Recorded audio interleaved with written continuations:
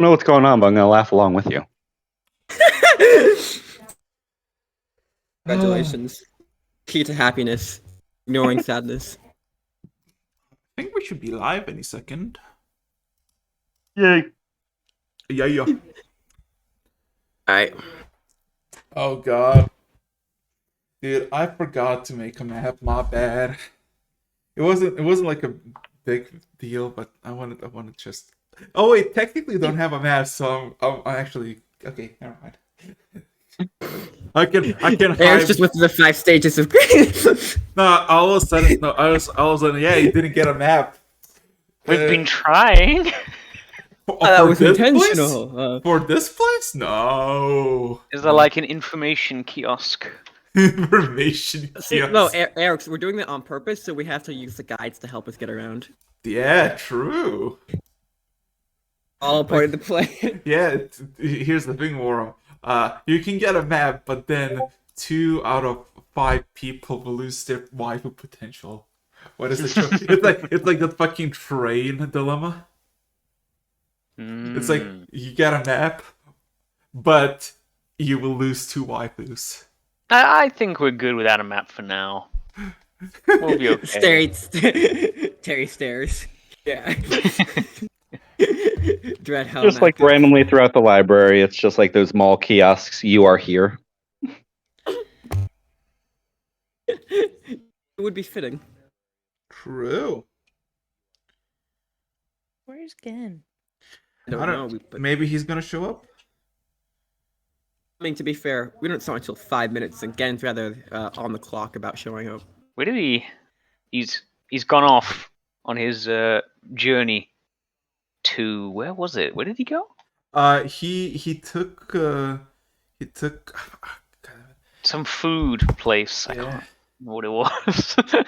Oh my god, I forgot. Hold forgot. on. Okay, I forgot the sorcerer's name. Shit. Wow, where are the notes at? Hold up. My fucking brain is now melting. Oh no. My brain's been Melting. melting since I woke up.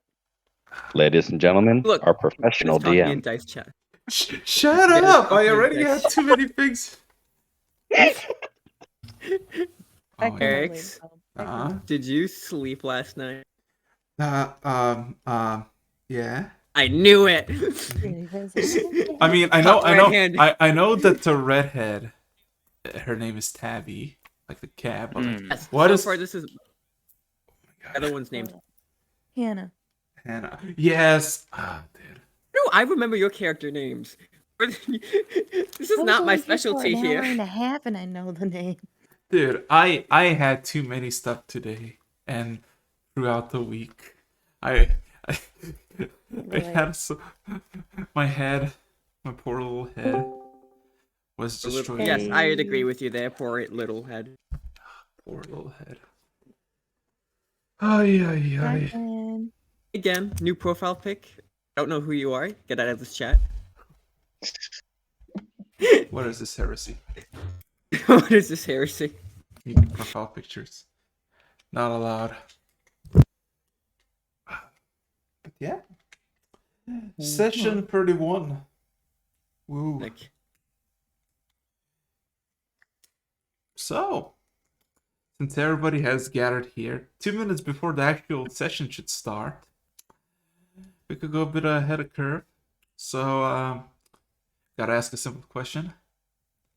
Is everybody ready? Yeah. Yeah. no. Possibly. Possibly. Perhaps. 50-50. 50-50, you said. Okay. So, last we left off, you essentially had a luncheon again. A stew back in Nowak. And then you got a surprise visit by this sorceress lady by the name of Hannah. Who kind of brought you some good news that you're no longer wanted by the Platinum Seas or the Empire, but also that you're personally invited to meet with with a person by the name of Havel the First. After an hour or so of just eating stew and deciding what the plan is, you are all teleported to the city of Hafrona and its giant library. After some trekking down to the depths towards the chamber of liches, you met with Havel and his whole coven of liches. After some brief discussions and, of course, I guess recollection of what everybody has been doing in the past few weeks or so, Havel's proposition is a very simple one. He wants to defend the world, and one of its things that need to be done is basically securing the defeat of Paranama. But before that, one thing kind of blocks the way, which is ex-magister Archmagi Curian. He needs to die, and its soul delivered to Havel. He proposed you as a party of 5 as bait to lure him out somewhere, and then kill him as how you see fit. And of course, that assassin that tagged along with him also, he does not care for it, so you can have what you want of him. After that brief discussion, you were essentially granted a lodging, a very own house in the street of Marble Pike. And yeah, you traveled there. You got a tour by these two. One's elf, and the other is a human, both in their 20s, 30s by the looks, who kind of guided you there. One, a very, how to say this, very sheepish looking sources by the name of Hannah, and one very stern and protective of her friend by the name of Tabby. After some a good like 20 minutes of going to to your lodgings, to the house that you basically got the full reins of, Gen did a very bold move and decided to essentially take Hannah out somewhere to show the city, if you will. And then of course Tabby got wind of it, and now Terry, you're tagging alongside Tabby in search of Gen. Oh, god damn it. Why this cannot be... Anyway, so with that being said and done, at this point, it is about 4-ish p.m. Evening is coming on the flying city of Hafrona. What does everybody like to do before we go to Gen and Terry? This is for Callie, Gorham, and Julie. A question. I mean, everyone's kind of left me, so I'm exploring. I'm wandering around, poking magical things. But yeah.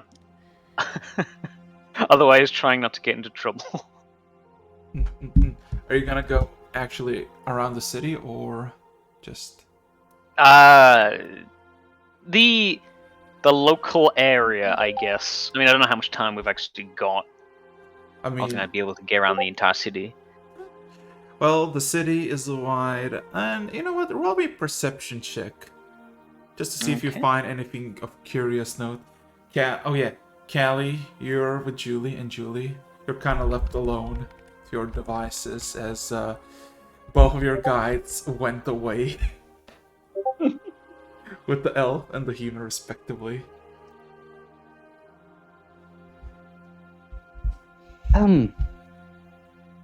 Well, I mean, I was going to check out the library, but Callie, was there anything that you want to do? I I can wait.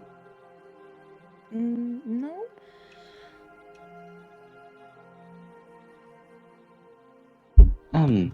Then I would like to go to the library and see if I could find any spells to add to my spell book, and then just do general research of anything I can find on the Archmage. Alrighty. So, Julie, for you, a perception while going, and yeah. Let's start with our boy again. Again, if you're present, please say I. I. Cool. So, what like almost a look of determination, Hannah grabbed your hand and kind of tugged you away from the street and basically heading towards east, as the sun would, like, the only way to know where is just where the sun is at what time of day. So we're kind of heading east through these half full streets. Everybody's minding their own business, everybody neatly orderly. There's no like animals or I guess carriages, no massive structures of transport. Everybody's walking on foot. And eventually, after like a good 30 or so minutes, always holding your hand unless you want to let it go or, you know, kind of snatch it back from her grasp. She leads you to this, like, the surrounding area seems to be like a market of sorts. As in, you see these like side shops in the buildings, multi-layered, like multi-storage, without any ladders or anything, as people use spells to get up and down seemingly naturally. And it's a bunch of like normal goods, but it's all fancy. Everything's so very clean and neatly, quite like completely opposite of what you saw in Noek or Bluestone. Everything is too orderly, too clean, and you have this sensation of a very strong fish smell with your passive perception wherever she's taking you. And eventually, in an alleyway,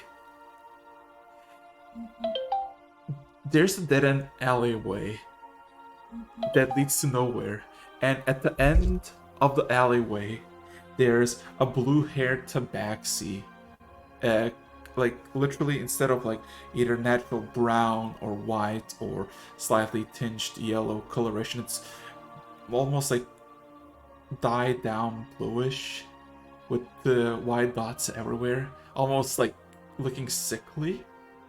And he has a massive keg, maybe 10 feet, that he's sitting upon. And he has what seems to be fish bones, who's kind of like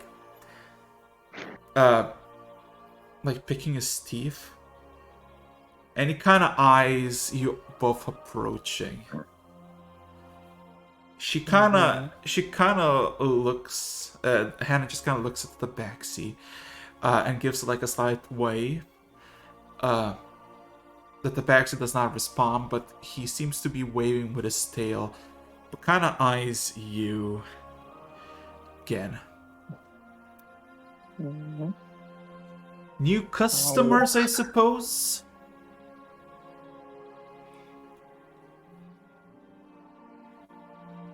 He asks kind of loudly.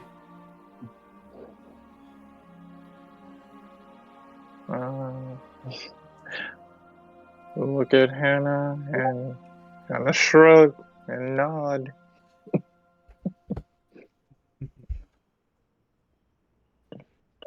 He kind of leans in, drops the pickings of fish towards the ground, but halfway falling, they disappear into nothing.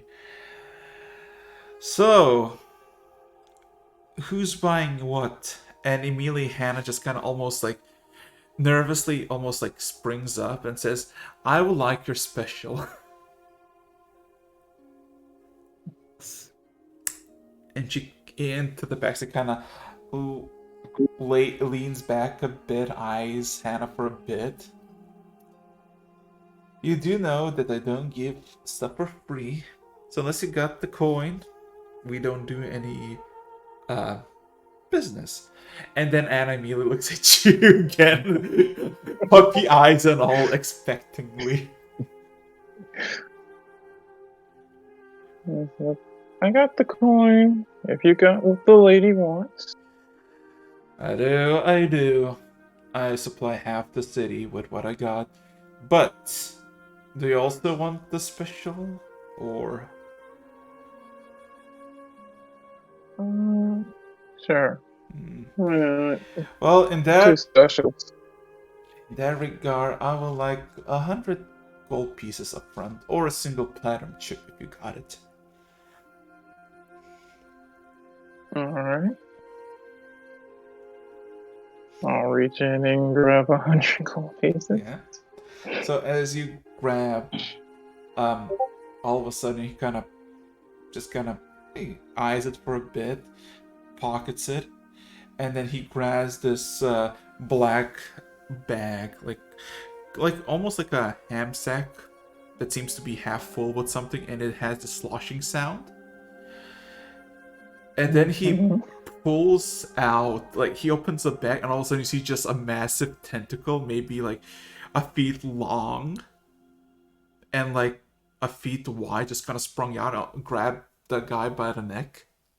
And all of a sudden he snatches something inside of it, and you hear like a sudden screech from the bag, and the tentacle retracts.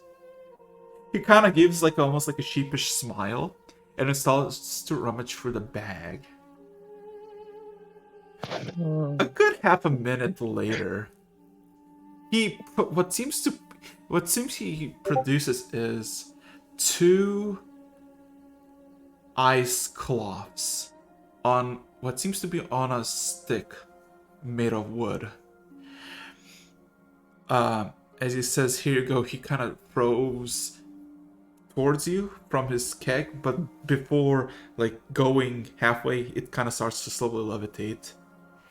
What you basically see is an icicle, but inside the icicle there's this pinkish tentacle, like a tentacle of a squid. It smells absurdly sweet and pleasant. Alright. I'll wait till they float towards us. Or are they just kind of levitating right between us? Yeah, they do. As to the back seat, it takes his bag behind his back and says, "A pleasure doing business as always, Hannah."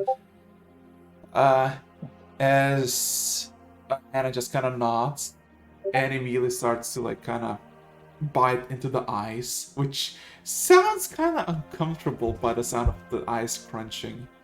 Terry, at this point, I would like you to roll a perception check. The spell tracking them isn't helping. Oh, tracking spell? Okay. In that case, how often and how quickly would you use as soon as you like went off? I'd basically use it after I lose sight of them, initial grab, but I don't believe they're too far ahead of us at this. No. You catch them going off east about 600 feet. Now what we will have to do is stealth. Oh no! She is not stealthing. She's not trying to. And No. how are you gonna stealth and all that? Yeah. How are you Question gonna? it. I will stealth as a display case of armor. I'll stand there like with a weapon just straight up like just a pedestal or something. Stand there. Instant You're camouflage. You're just a mannequin with armor. Yeah. Just So stand next to. No, but like on the pathway to like leading, I ask the obvious question. So, why exactly? wait, what did you say? Why exactly? as they're kind of actively walking towards the direction of where I believe them to be. You asking her why? Yeah. Because I don't want her to get in trouble. Or be a victim.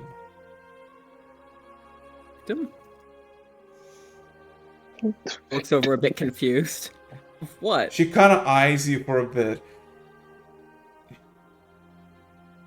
I don't trust people I just met with my life. She might. You're alive. Because I can defend myself. Roll me an insight check. Sure thing. Let's use that natural 0 modifier to wisdom. I think I have a 1. Go 6. Yeah, you see fury in her eyes as she says that. Natural. Clutching her blade. Even with a 6, I can tell. Yeah. She's angry. If you wanted to learn that, maybe it's best just to watch until something happens and you jump in. Think about it. She takes a deep breath. So tell me then this: if something bad will come, that will be your fault or one of your companions. What are you gonna do in that regard? That's how bad it is.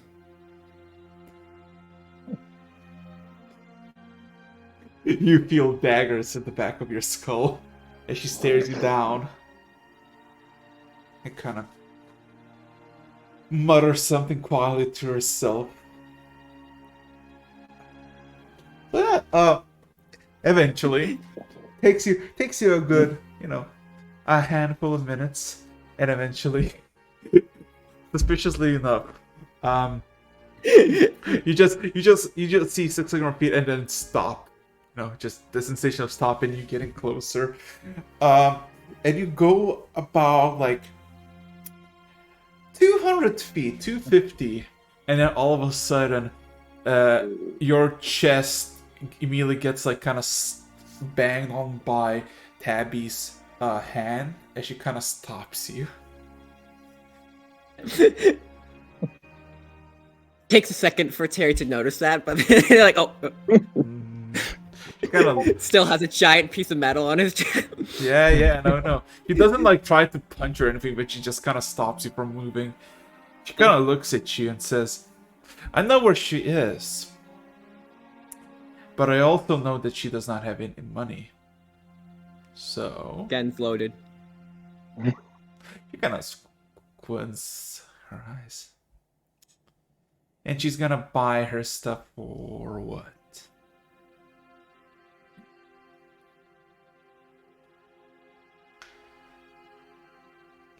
His intentions is his own.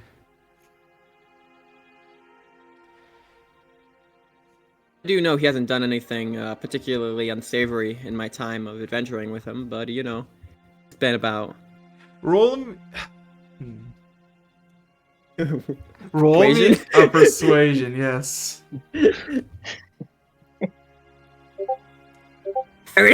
Oh my god!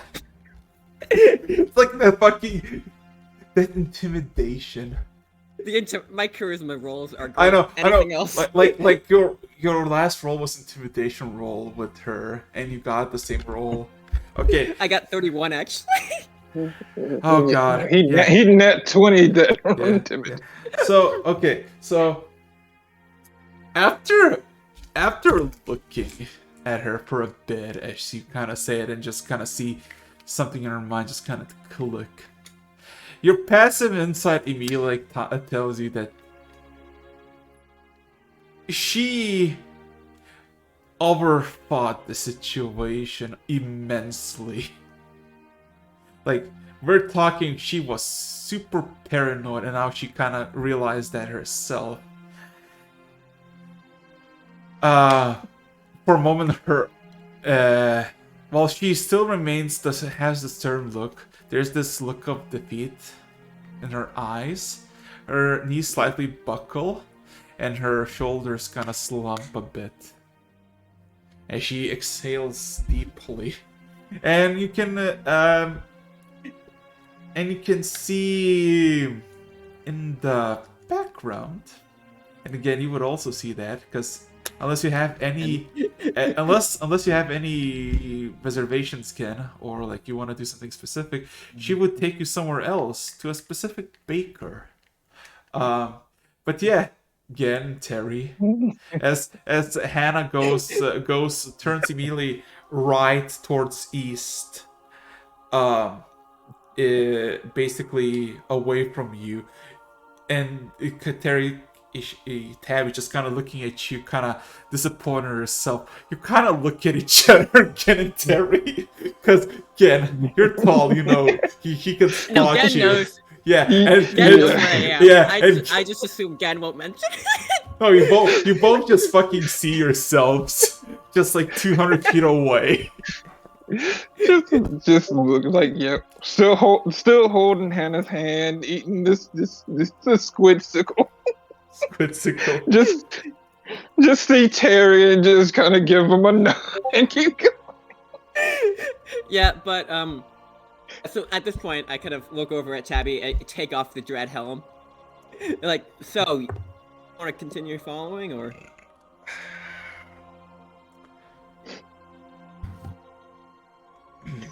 She kind of.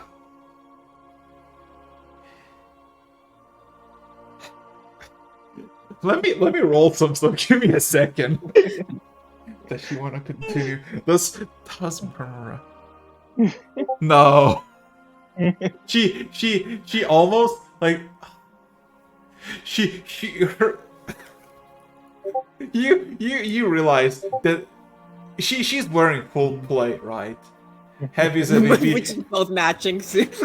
Not really. She has a different coloration and different aspect, but you see almost like for a split second all of the armor's weight just kind of buckles down on her and she looks weak at the moment. she looks completely demoralized and she kind of takes a deep sigh, looks around a bit and spots the bench and just kind of walks slowly towards it and just kind of plumps down and looks to the sky.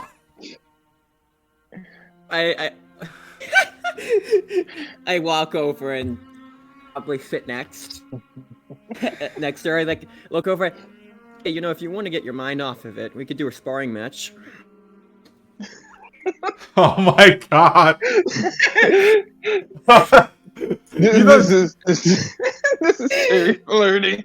We can fight. Okay. It's not wrong. She kind of looks at the sky. She does not flinch, but her eyes just all of a sudden just move towards your face. She takes a deep sigh, and she says, "I know a place, but give me a minute." And she kind of looks back at the sky, defeated. It's just... Yeah. This is just Terry's arc. That's just wait. She's just going through Terry's arc. It's just, you know, protective and then absolutely mentally falling apart. You know. But yeah. Relatable moment. Oh god. Terry's like, I know this. I see. This is me. Oh my god. I would have loved to punch something at this moment. Yeah. So, with that case done, I would like you. Okay, no. For now, we're gonna stay with Gen and Terry because they got their own stuff. So, Bora, my boy, you there? Yes. Okay.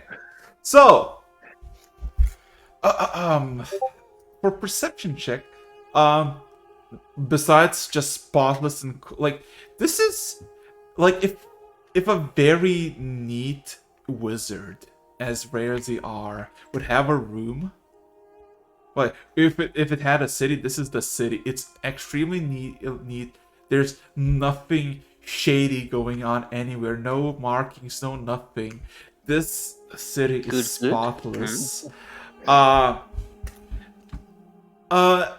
Mostly in the residential area and the surrounding areas. There's a bunch of like honestly, not much besides residential buildings and occasionally like a few buildings that are dedicated to either a specific, I guess, a craft, if you will, from tailoring to blacksmithing to enchanting to basically restaurants of multiple proportions. And you can see that there's no kitchens in these restaurants because they're pretty open. There's just these arcane, like almost like wisps that essentially conjure up food. And relative peaceful, not a single thing that would be even just a single sign of trouble. Everything is really that's good. That's good. That's fine. yeah. I'm not looking to cause it either. I am just familiarizing myself with the The area. The streets are neat and orderly. Every single building is up top shape. And one thing you realize is most buildings in the Empire and beyond, as usually any common sense person, they're made of bricks, right? One on top of each other. Each of these buildings seem to be made out of a single piece of stone. And either it's and with your passive insight, either it's they got very lucky, just got very massive pieces of stone to carve out, or the stones have been magically manifested to essentially into the house already. So yeah, impressive architecture. Not as good as Orange, but yeah. Okay, yeah. Relatively peaceful. So anything specific you like to do or browse or, maybe... No, I mean, I don't... Vorm isn't entirely sure how long he's got. So he is kind of just wandering around, familiarizing himself, taking note of any details of the place. But generally, not really. He's kind of waiting for everyone else to to do whatever they're doing. Not in a rush, but yeah. Okay. So, yeah, Julie and Callie, I guess, if you're present. It takes you a good half an hour as previously you went from the library into, and from the passageway you came from now stands two large constructs. What seem to be made of bronze and marble stone. And for Julie, you immediately get this deja vu feeling, a sensation of like familiar constructs. When you met the Archwarden for the first time, he was accompanied by similar constructs. While those didn't have anything but their fist, these ones have massive marble cleavers. And they're kind of blocking your way, but as soon as you come closer, they kind of step aside and let you pass.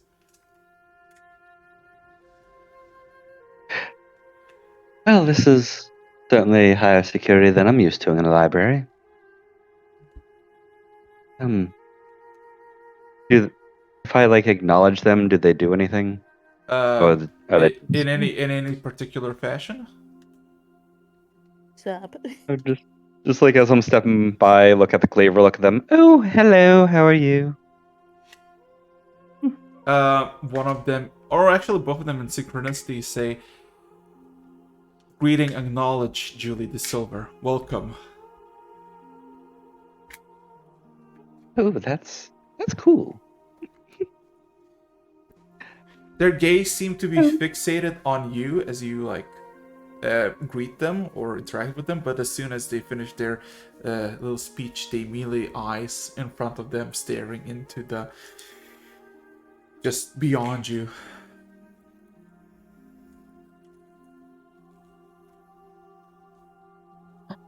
Okay. Yeah, I will walk past and actually go into the library and What would just would you like to? yeah, I'm looking for spells to add to my songbook and see if I can find any information at all on Archmage Curian since I'm here. I Okay. doubt there'll be anything, but So, you ask the first few individuals, because there's thousands of people just looking around, because it's a very open space with a lot of like floating floors. You ask the first people, like the first two people, and they say ask the librarian then, and they all point at the fucking beholder. As you see, the beholder is pale skin, has its all eyes glowing this bluish energy, and you see there's white marks on its, I guess, top head. They're glowing slightly bright white, as it seems to be just kind of, there's plenty of these beholders that are just like wandering around, floating in the library occasion, looking at the bookcases and then looking past. So what would you like to do? Well, if I'm being directed... Oh, go ahead, sorry. I'm gonna put my rapier away. Good call. You're saying you're walking with it just out, just pointed ready. If Terry walks around with a full set of armor, walking around. My rapier's called Beholder's Bane. That's why. I'm gonna put it away. I'm gonna tuck this away in one of my bags of holding. Yeah. Oh yeah. I'll approach the beholder, still kind of keeping my distance, but getting close enough to hold a semi-casual conversation. So going closer to it, you realize that its main big eye doesn't seem to affect you in any way. But also you see this glossy whiteness reflecting upon like you can see your own reflection in its giant eye. Yeah, it's not normal. Yeah, it's not a very normal beholder. So yeah, what would you like to say to the beholder, to the librarian? Yes, I was told to speak to you. I was looking for any sort of books that could help me learn some new spells, and by any chance, would you have any information on certain archmages?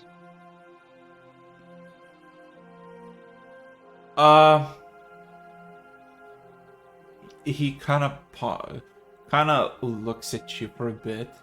He kind of slightly opens up his mouth, and there's like this goo kind of dribble for a bit, and it kind of shuts it back up, and then you hear a voice in your head speak up. You're granted permission to the 4 out of 5 levels of the library. All the common scrolls and spells are to your ability at a certain cost. As for Archmagi, which one are you looking for? I was sent on a mission to find any information I can on Kurian.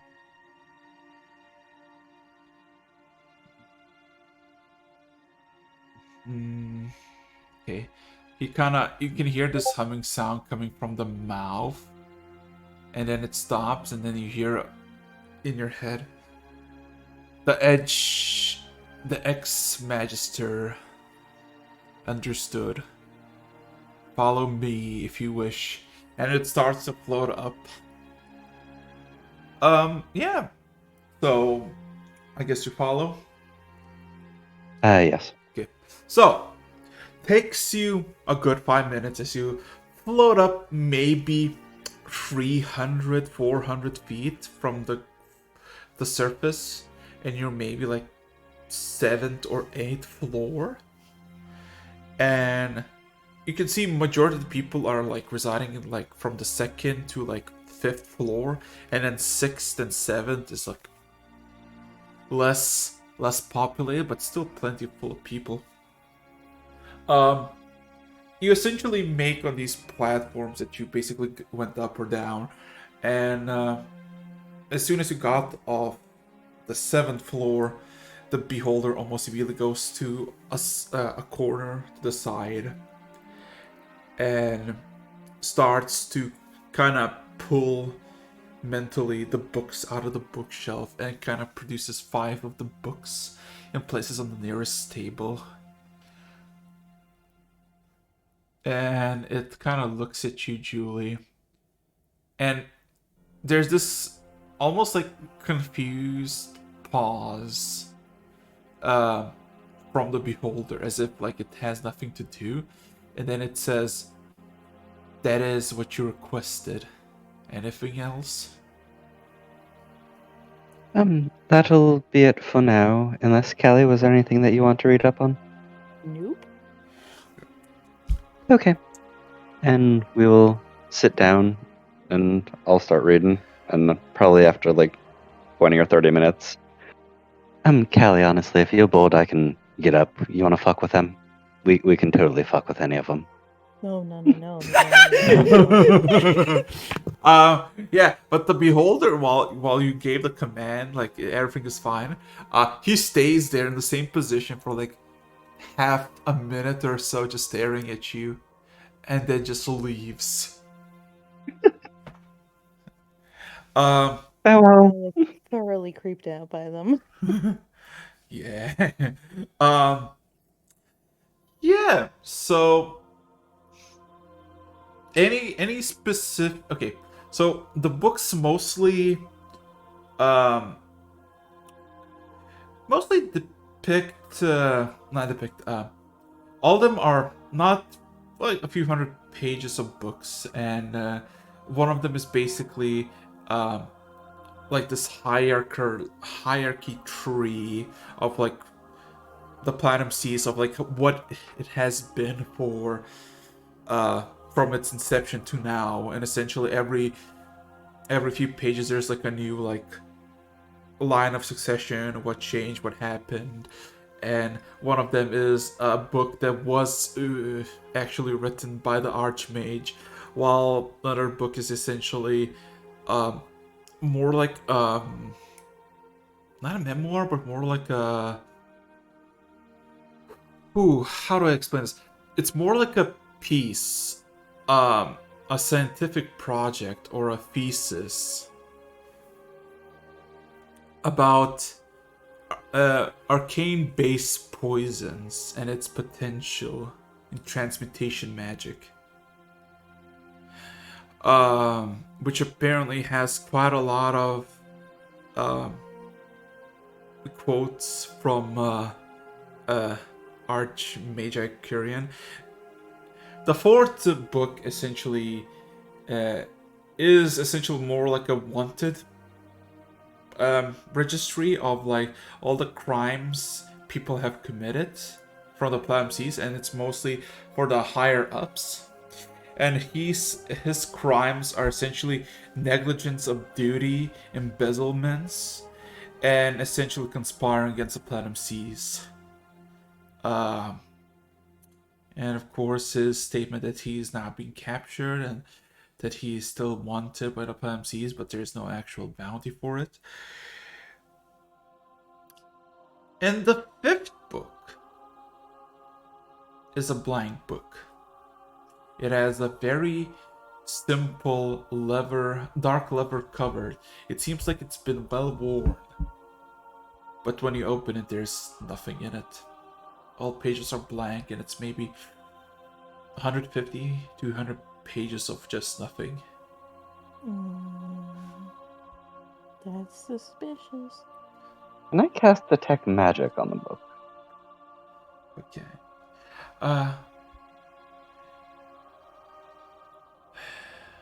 You cast Detect Magic, and you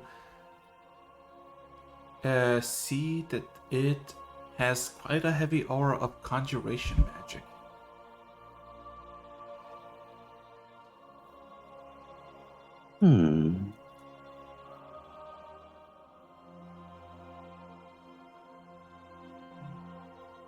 Right, I will take that book to the librarian shortly. But let's see. In the other 4 books, is there anything that I can find directly about the Archmage that I could totally use to roast him? Okay. Okay. Very important. Roll me investigation check with advantage. I am looking for ways to get under his skin as best as I can. Let's see here.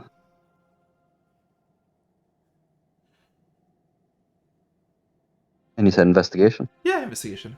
With advantage because I assume Callie helps. Yes. I just imagine it's like one of those very nice art pieces where there are 2 people like looking at the book, but it's like me and Cal looking to roast a guy. So that would be a 21. Yeah.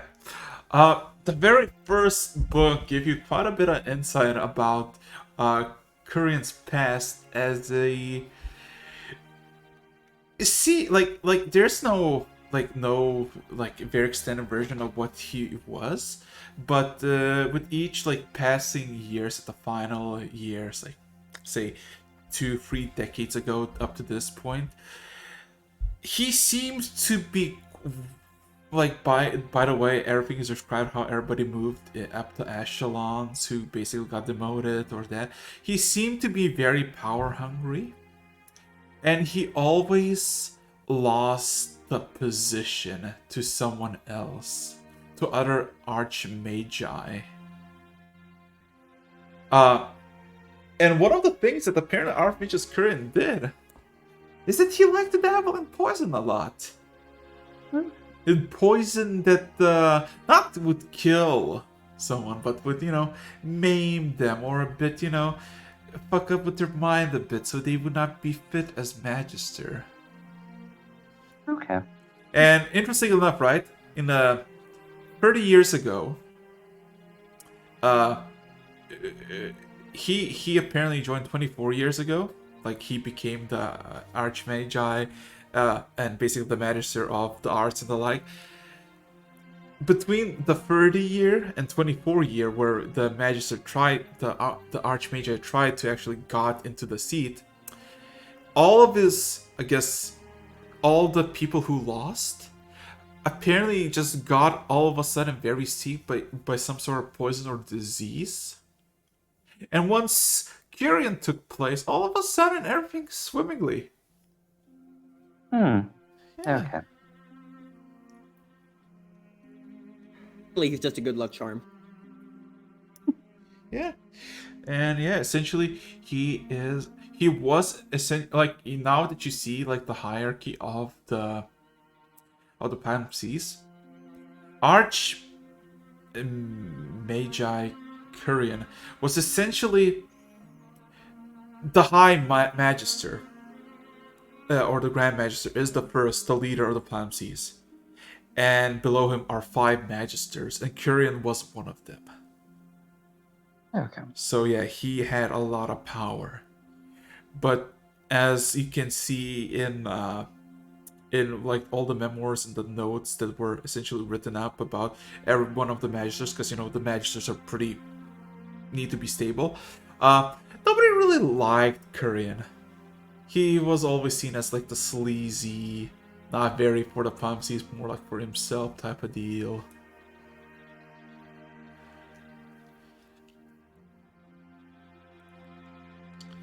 And as for other roastable facts, no, really, no. Okay. And with that, I will go ahead and bring the 5th book back down to the Beholder and just make note of it to the Beholder. Like, hey, this book is completely empty. What were you even showing that to me for?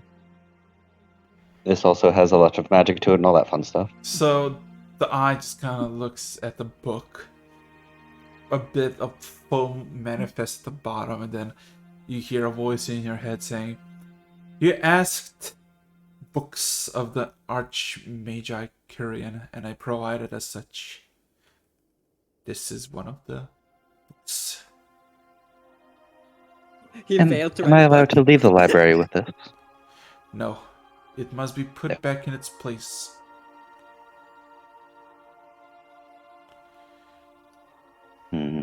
Okay. Just screenshot Oh it. Just what? Screenshot it.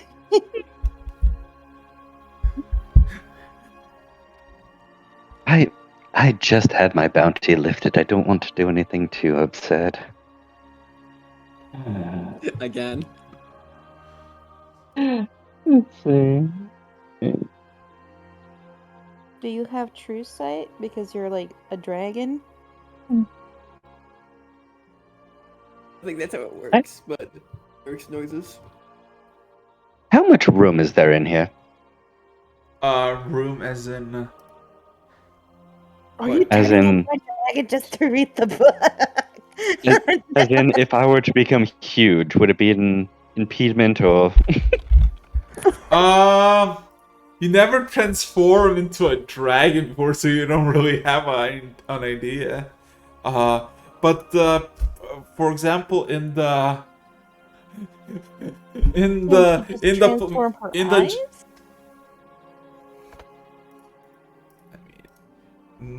I mean, yeah, but it won't do anything. The true, the floor. Well, basically everybody can walk. It's like 30 feet wide and basically goes for hundreds, if not thousands, of feet alongside the floor of the library. Okay, Callie, I have a very stupid idea. But Turns into Continental Dragon. Oh God. you can turn yourself small. Would you be able to cast enlarge and reduce on me? Yeah. All right, I've never done this before, but I'm going to give this a shot. Whoa. What are you gonna do? I can turn into a dragon myself. Doesn't So Roll drop. Norum and Gen have true sight? Because they have those dragon masks. yeah, but I where's want the to turn fun into in a that? dragon. Where's the fun in that? Okay, I'll message Vorm. Hey buddy, could you come up to the library for a minute? I could really use your eyes. Sure. Do I know where the library is? Yes, it's the largest. Well, first of all, you came out of a library, and it's the largest. okay. Yeah, it's the largest. Yeah, In that case, yeah, I'll make my way over. How long will that take? about 25 minutes. I'll be with you in a bit. Like 15, 20 minutes. Uh huh. Okay. So Oh, yeah, I'm not gonna run Dwarf over, but I registers will. their I will walk make speed. my way. in Yeah. the time that we're waiting, I am going to start fucking with everyone, and I'll send messages to like Terry. Whatever you're thinking about doing right now, just do it. Oh my god. Oh my. You're thinking about Wait, punching. no. This is gonna be horrible for timing. I'll tell you why in a second. I'll send a Yeah. message over to Ken. No. We're gonna go back to Gen and Terry for a bit, but it's gonna be split. This is a forced split of a party. Let's go. So Can't end badly at all. yeah, just do it. Oh god. So, as for Gen takes you good if you're there. Please be there. Yeah. Yes, cool. It takes you additional 15 minutes, and this tentacle popsicle thingamajig, very expensive, but very delicious. Very, very delicious and filling. But after you're done, you kind of have the sensation that you want more. Like you could go for another one. But yeah. Addictive. Addictive! So, Always So- ends in drugs. Come on, man. so, But yeah, takes a good 10 minutes and the icicle is done, and she kind of like pushes you along you, and you make to this. You could say like an open bakery. It's like a bakery, but one side of the wall is just missing from the street. And inside of it, there's like a halfling, and there's a bunch of spectral hands that are essentially making dough, and there's like a handful of people who are like ordering stuff, and there's a very peculiar thing of, you usually need an oven to bake goods, but apparently these hands, as soon as they manifest a form or a dough, specifically as someone requests, the hands turn red, and it essentially cooks the dough in their hands, and then literally just drop the finished good to the person who requested it. Mm-hmm. Yeah. And essentially, you, before you actually enter it, you just see a pair of hands just almost manifest in front of you, like a few inches next to your eyes, and you hear a voice saying, "Welcome. What would you like? Breads, pastries, long breads, short breads, tiny breads, crumble breads?" And Yes. before you actually respond, there's just a fill of like selections: muffins, He's fucking walked into a shortcakes. subway. All right.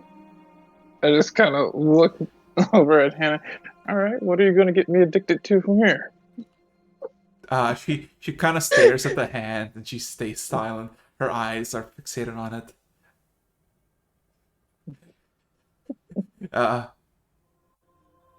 And then you get a notification in your head. This person you came with ordered 50 muffins of strawberries, blueberries, and raspberries each, and said you will come with the bill. Oh no! You got a And bit of he's gonna sweet be tooth, broke by huh? the time this date is over. Okay, how much? I say mentally back. One muffin would be 1 gold piece, but since you were buying so much, I would say 120 would be fine. Muffin is a...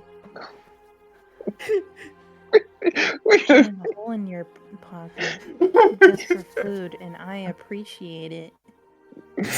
120 per week. She's getting 3 sets of 15. No, 3 stacks of 50. Let's go. Oh, 50. 50, not I thought 50. you said 15. Okay, No, 50. Yeah. He has a Okay. sweet tooth. You can Yeah, ask. like- You can I'm ask. There's a look- singular I'm truck good. left after this. I'm looking. I kind of. You know how you look, you give Yes. someone the up down.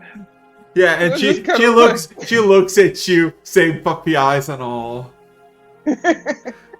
She does not say anything, but she has to look. I just shrug and just in my head and just and pull out the gold. The hand extends as you kind of get the gold, and yeah. I'm just like I kind of think out loud like, where does it all go? Oh, this is.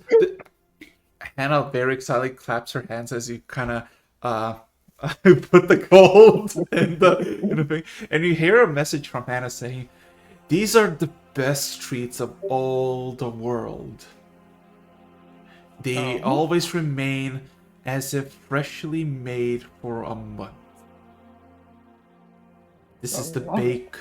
This is the peak of culinary design." I'm gonna like mentally ask, like, do you have chocolate muffins? Ask. They have everything. Yeah, I'm gonna ask like towards the hands, like, Can I get a set of 50 chocolate muffins? Understood. A queue is a bit fixed for the current order, but if you wait a bit, yes, 50 gold pieces and 50 muffins would be yours. I'll hand over another 50. Mm. I can dig some chocolate muffins. I look at her and it's like, so how often do you come to these places? Not often. When I get the money, I do, but I don't really get paid a lot, and a lot of other things that I need to do. So can't really get a lot of treats, but with this, I can satisfy myself for. She kind of starts counting for a bit. 5-6 weeks.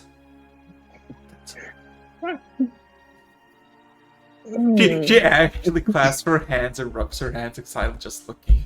As all of a sudden you see another pair of hands start to like mold. Basically you essentially see some like out of nowhere a hand just kind of manifests a dough piece, and in it you see a bunch of berries getting mixed and then start to get cooked, and then they disappear. They are not given to you, but they just disappear. Terry!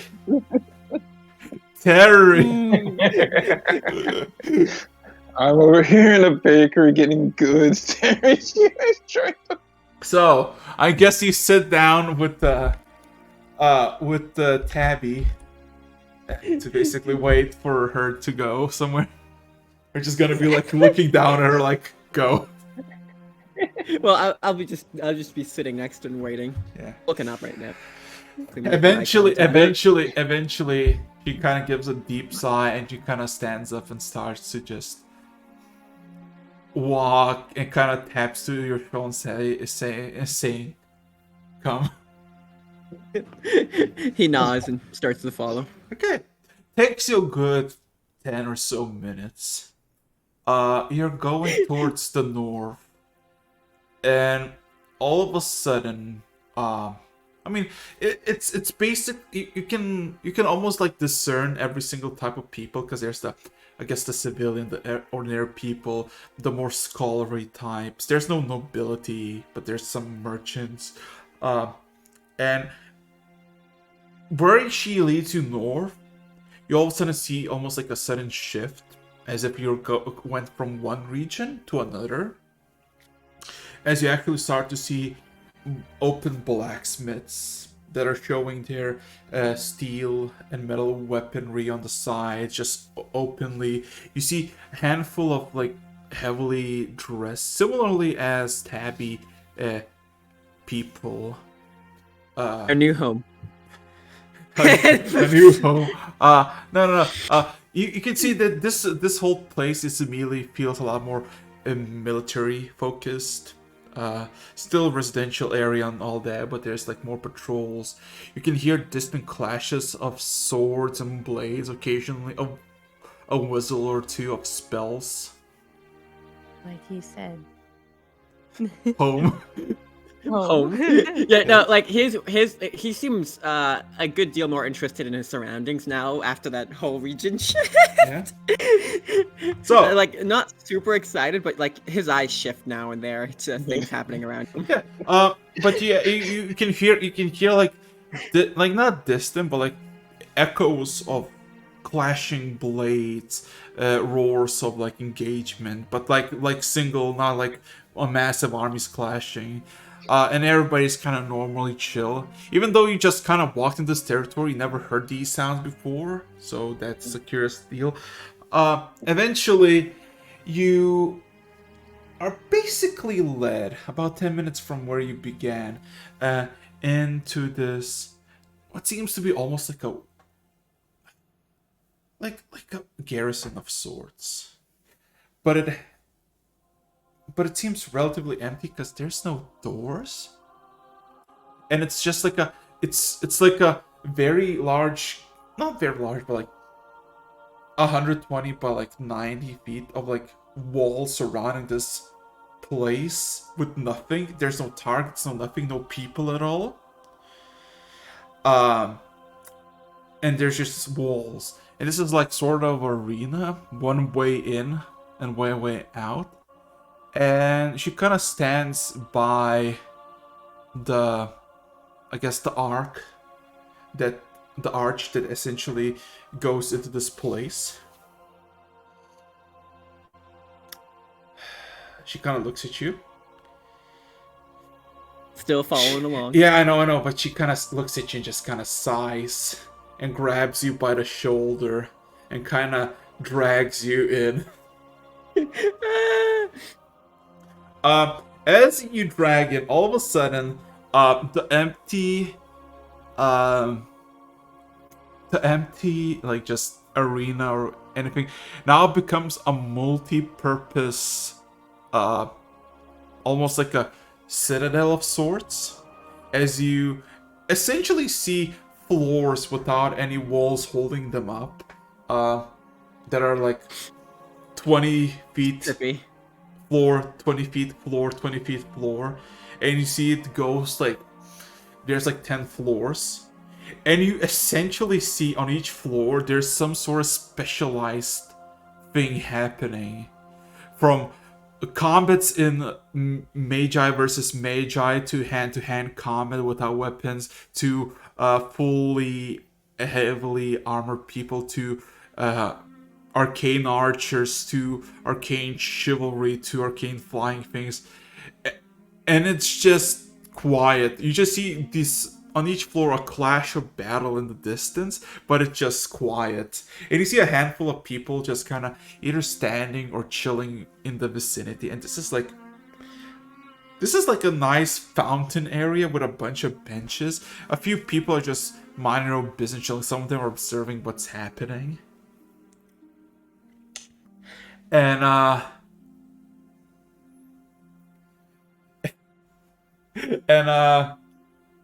she kind of just points at the fourth floor where people are duking out with weapons, and she says, "That's where we're going." She kind of grabs you by the shoulder again, and all of a sudden, interestingly enough, the floors and between where you are and the floors, there's like just a drop, right? There's like a cut of like the floor, not the floor, but the wall, and there's just a drop. And she kind of almost like pushes you off the edge with her like kind of grabbing you. And all of a sudden you just feel that levitation. The trust here. And all of a sudden levitation kicks in. As you're getting as you're getting towards as you're getting towards the place, you go into, I guess, the floor, and then all of a sudden you're in the floor and there's a bunch of weapons, all arcane based. Interestingly enough, you realize some of the hilts of these weapons very reminiscent of the scimitar that beheaded you. As they're He locks on eyes on one of them for a moment longer than the others. Oh no. Yeah, but besides that, they don't have like what's it called? They don't have like the familiar thing of what Kurian had. They have a traditional like long sword or something. Yeah, they have all types. They're all like, the hilts look familiar, but they're all made seem to be out of either steel or marble or a mixture of two. They seem to be here for training. Yes. I can take one of these for training. Yes, we shall. And I'm not using this map in the next sparring match. yeah. So Not using death. No. So what you realize as you enter, because you saw like two elves just going at each other with what seemed to be, one had like a long sword, while other had just a pair of knives and just like going at it. But when you went into this place, it's only you, and it's like 40 by 40, and on each side there's just weapons, all melee, no things with the range like glaives, bows, darts, unless you want to use a knife. And as you pick out a weapon, you turn over and you see Tabby just kind of undressing herself. Can you roll that back to me? What did you say? While she kind of points at the longsword, like you asked for it, you picked it up off the wall. You know, it's very nice. It's good in your hand, very well made. You look back and you see Tabby taking off her armor. Confused Terry noises. Yeah, she kind of takes off her chest plate, and under it there's just like a normal clothing, just a plain shirt, but it's like a bright bluish color with this black stripe in the middle for the chest area. And she looks a bit at you confused, looks you up and down a bit. Well, what are you waiting for? Question here. I'm not sure of this fact or not. Can I actually take off this armor? Is it like physically possible? It is. Okay, good. That's why you've given me gear before that I can't take off. To be clear, this is not something new for you. Alright. No, Terry begins. I am sorry, Terry. When was the last time you went to the toilet? No, you just only take off sections of the armor. Oh, now you can take off sections. Okay. Oh. Well, it's full plate. You have to. It's put it in parts. Yeah, I know, but like, yeah. No, he starts slowly taking it off. I believe mechanically it takes 20 minutes to take off full plate armor. Yeah. You both take a long time just undressing in front of each other, but not like fully, like to your. Shut up! Stop your remark.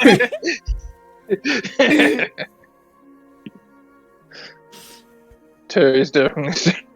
Yeah. Yeah. So yeah, essentially, you're back to your bare essentials. Only your cloth and your dexterity modifier as your only AC modifier. So yeah, I hope you have without armor how Terry is. Terry. Build him in mind with armor. Remember what the armor does. Yeah, remember what, yeah, cool. No, it's just luckily it's just a stat stick armor, so I can pretty easily manage what he is without it. Okay, nice. So, yeah, you're essentially both without any armor. She kind of puts the blade of her own aside with the hilt. And I see you doing that the same with your lance. Yeah. I don't have the lance. Okay. And then she kind of looks around a bit, just kind of looking at the selection, and she takes a long sword as well. And at this moment, you hear Julie's whisper in your head. Whatever you do it.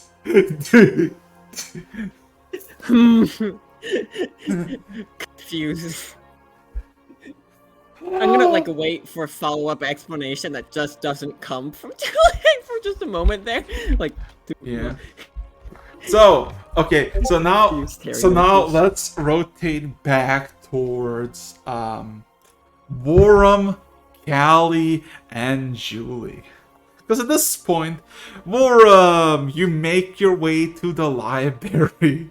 It's absolutely I'm glad Julie hasn't gotten bored, and I walk through the front doors only for a dragon to break out of it.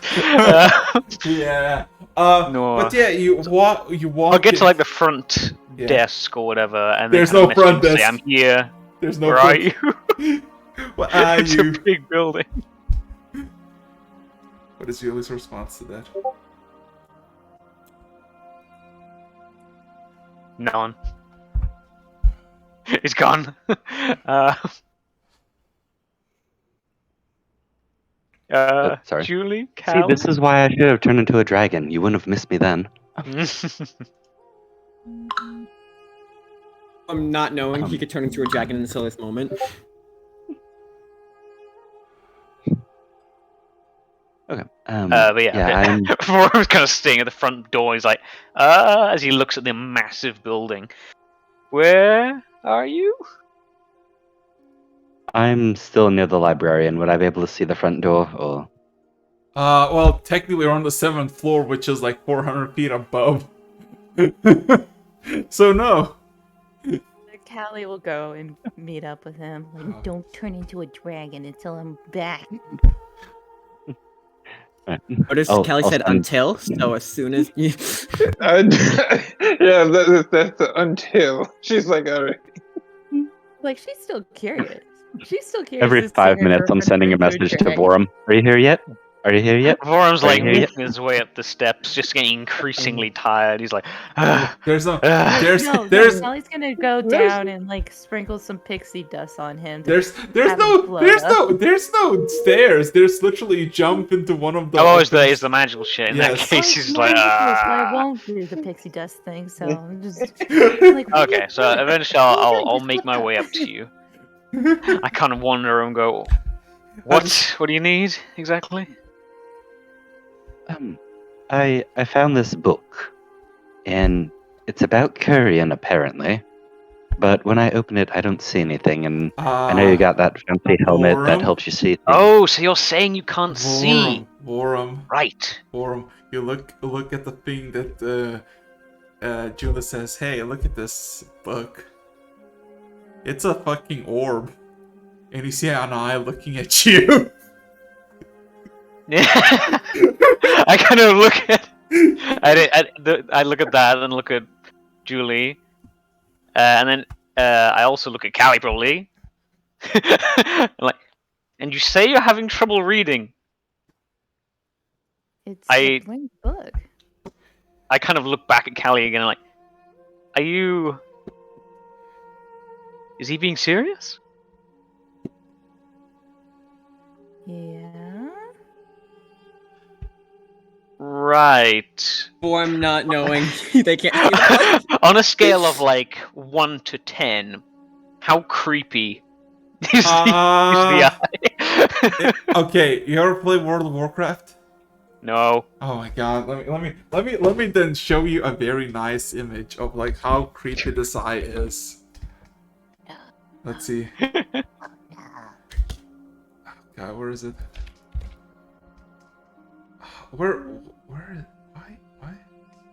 Why does it not show? What the fuck? Oh god, give me a second. Worm's like, Worm actually is genuinely thinking, yeah, is he taking the piss? Is it a joke?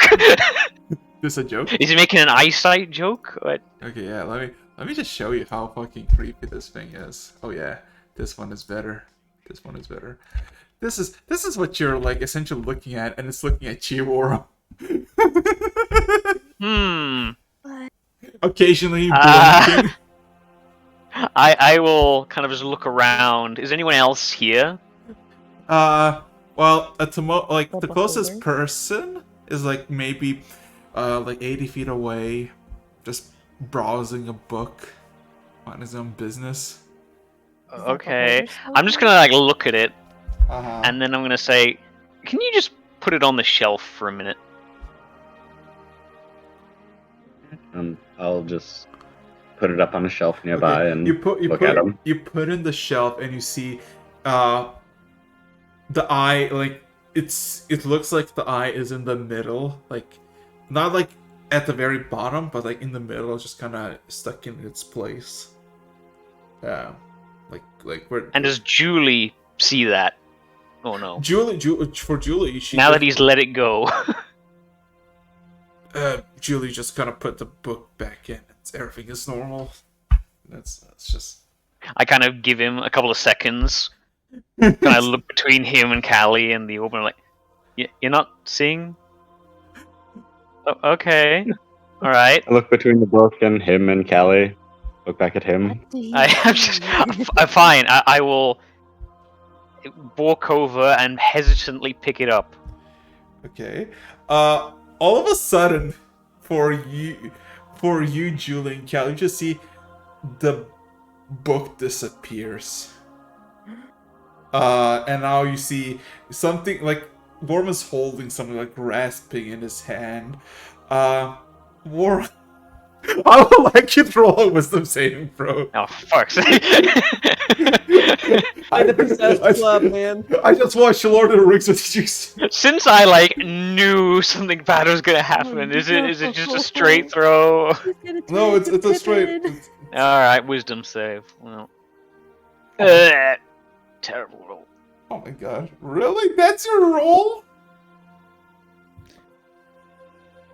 Okay. Luckily, they got a professional beholder chilling around. Vorum, you find absolutely nothing with this, and this is just a book. Wait, Yeah, you have a book. It as in it is now a book. No, it's a book. It's a book, Vorum. You put it back.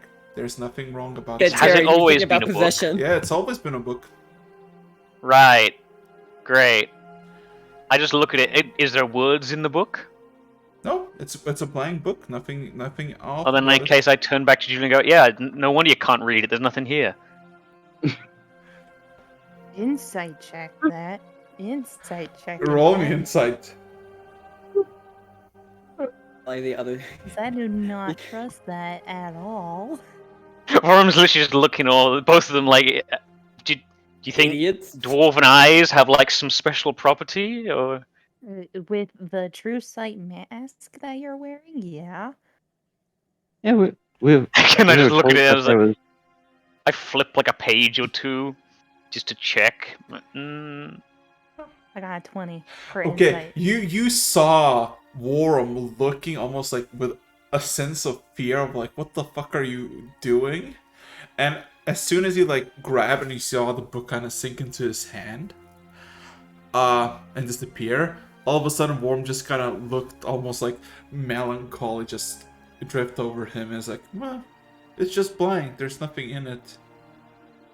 Like something. I went from looking at you with like slight, almost concern, to suddenly I'm just like, "Yep, it's a book. Did you seriously call me here for this?"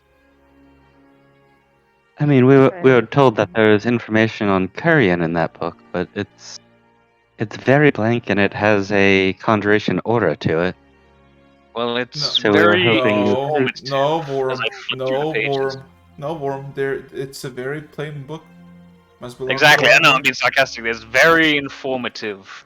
Flipping through blank pages. Got a lot of Or sarcasm. crucial information in here. I whisper into Julie's ear about like how different Vorum was acting before, and then all of a sudden he was like, "Oh, it's just a blank old book." What about you guys? But it's time to bring up Wackus Bonkus. I know. Why would you smack a random book though? It seems very dumb. Greater restoration, Wackus Bonkus. It has I'm just gonna, like- been used in so long. I'm literally gonna just like flip through pages, and then once I'm sure there's nothing in it, I'm just gonna snap it shut and just hold it back out towards them. Like, I'm afraid this isn't gonna help much, is it?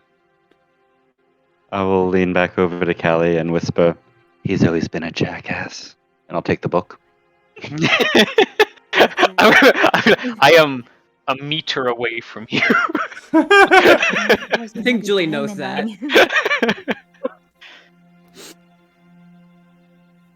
Yeah, I hand it over. And then I just kind of look around like, so... Is that it? Found a Yeah, nice we were hoping your true sight would actually be useful, but apparently you're still just a dwarf. Go do dwarf things. I see the truth here, and that is the only information you will ever find is a blank book. Right. I kind of look around. Well, if you don't want anything else, wander off. I'm not going to leave the library, I'm here now. But, Is there anything specific you like to look for? I don't know, hands in pockets, I'm just going to, like, wander around. And for, like, the first few minutes, probably not. He's literally just going to be like, "Why the fuck they call me all the way up here? This is a cameo blank book." And then eventually I'll start to kind of look around. Is it categorized? The whole No, library, or no. See. Oh, roll me an insight check or an intelligence check. Which one of you? either a straight intelligence or an insight? Yeah. Okay. In that case, insight, 100%.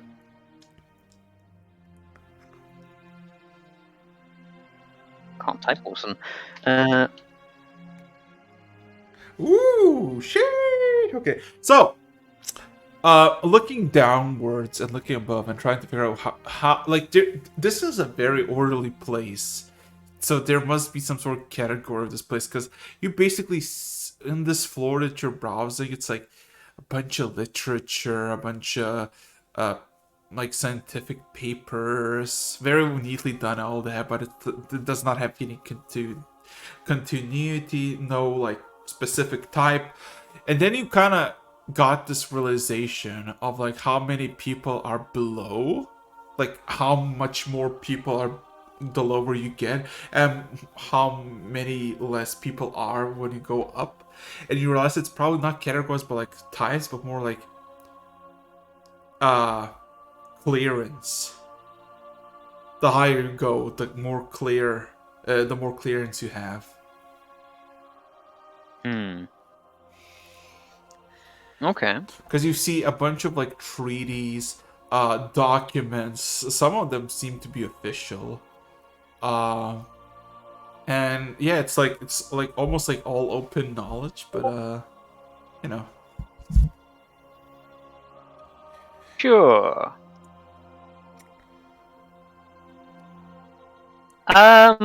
He's gonna kind of just look around and then think to himself, well, might as well, I'm here. And I'm gonna go looking for. I'm gonna just type it out because I cannot remember how to pronounce it. That name. Anywhere. Everywhere. Oh god. Roll me investigation. Also, did you ever actually look at the diary? Yes, you told me it was Yes, I know. absolutely ripped to shreds. And I tried to fix it, but you never told me how effective the fixing was. I don't think you retrieved the book. Yeah, I did. You did? Yeah! She did. We were there for like a week. Day 2, I handed it in. Okay. Roll me investigation. Yeah, sorry. Investigation. Yeah. Hey, Julie, do you have anything else you want to say to Terry just randomly?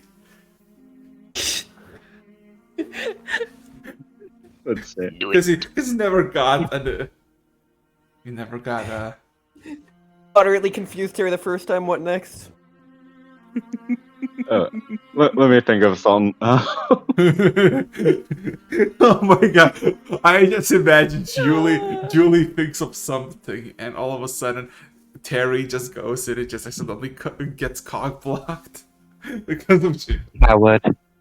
I'll just message coward. Coward. My God. Coward. Coward. Oh my god. Oh. Ooh. Okay.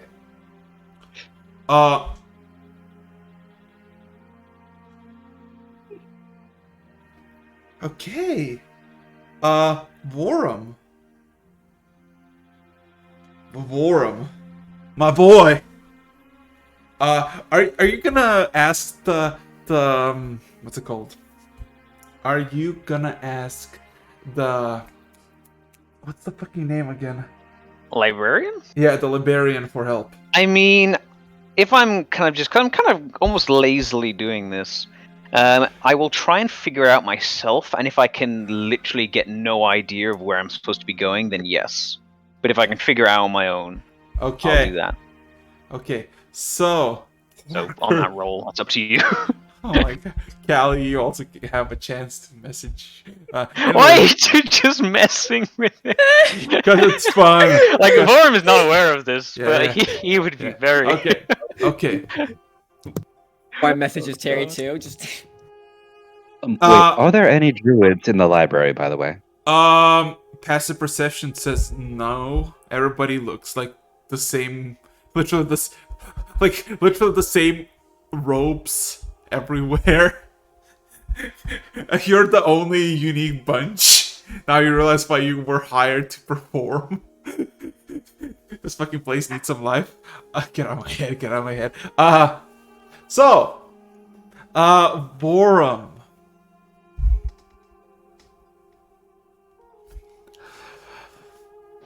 You do not No. find an individual by the name of Sharkara.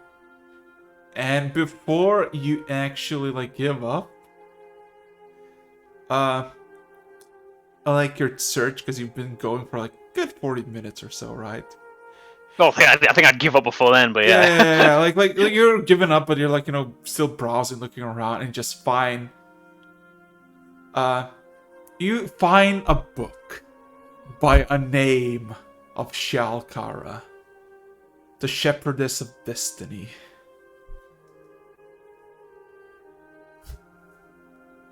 It's a bluish leather book encrusted in sapphires and gilded in gold. The book seems absurdly heavy for its like how small it is. It is about 80 or something pages. I mean, I'm still on the level where I'm allowed, right? Yes, you're still on the 7th Okay, level. so I will take it off the shelf. Uh-huh. I will read like the first couple of pages, and if nothing catches me, I'm literally kind of gonna flip through almost. The thing immediately catches your eye. The first thing that you see when you open the book is not words, no sentences, just an illustration of a humanoid figure, blue skin, with a lantern in her right hand, herding a bunch of people in the plains. Or not people, cattle. You've seen this person before, by a different name.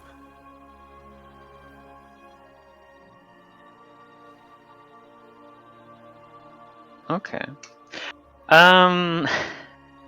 Is there any notes, or is the picture seemingly just shoved in there? No, that's not a picture. That's in the book. That's the first page. So I will read on. Okay, so I guess we'll come back to you later. Yeah. So Julie will also send a message to Gen just randomly on your left. Oh my god. Duck! Okay, On your left, Gen, let's go He's with gonna you. just be very flinching as he walks down the street. Oh my god. Gen. By the way, Eric's, I will say that if I become certain it's the same thing, I will try to like examine it Okay. with my book. Okay. Right. So Yeah, that's what I'm doing. So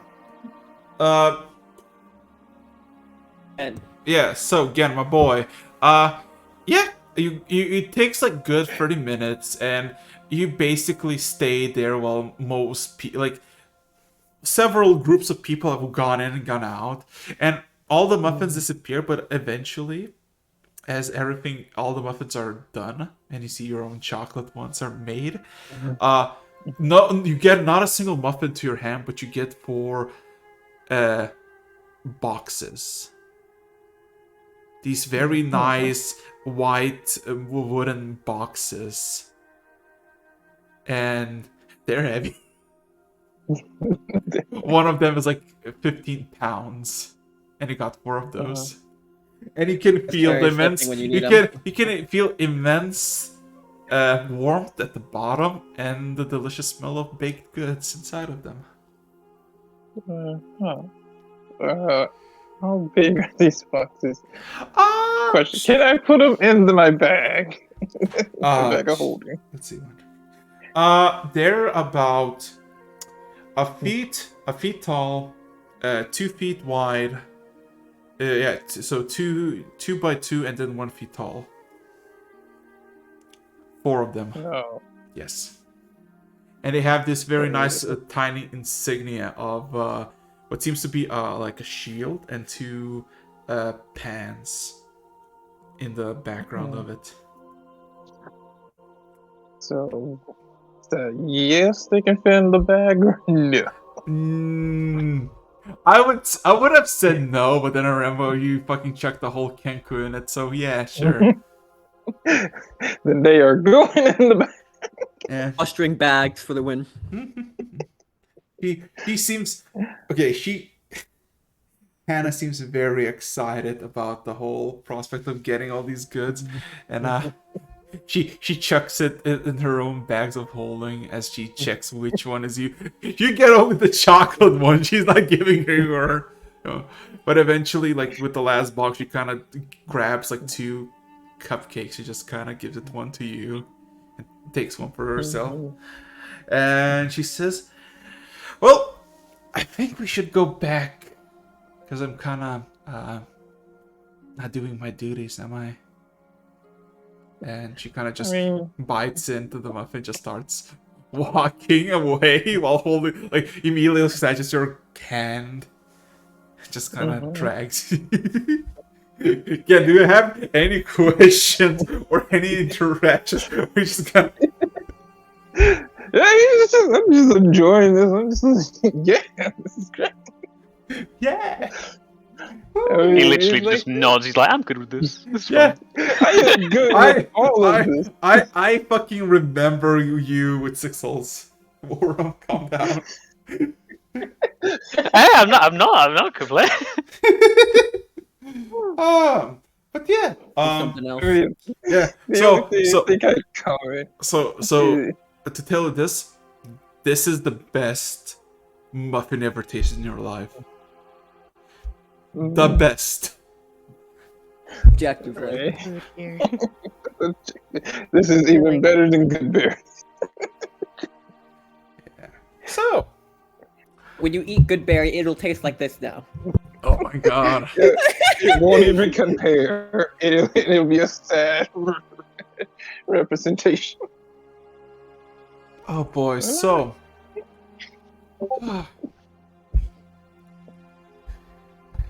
Oh god, Terry, my boy.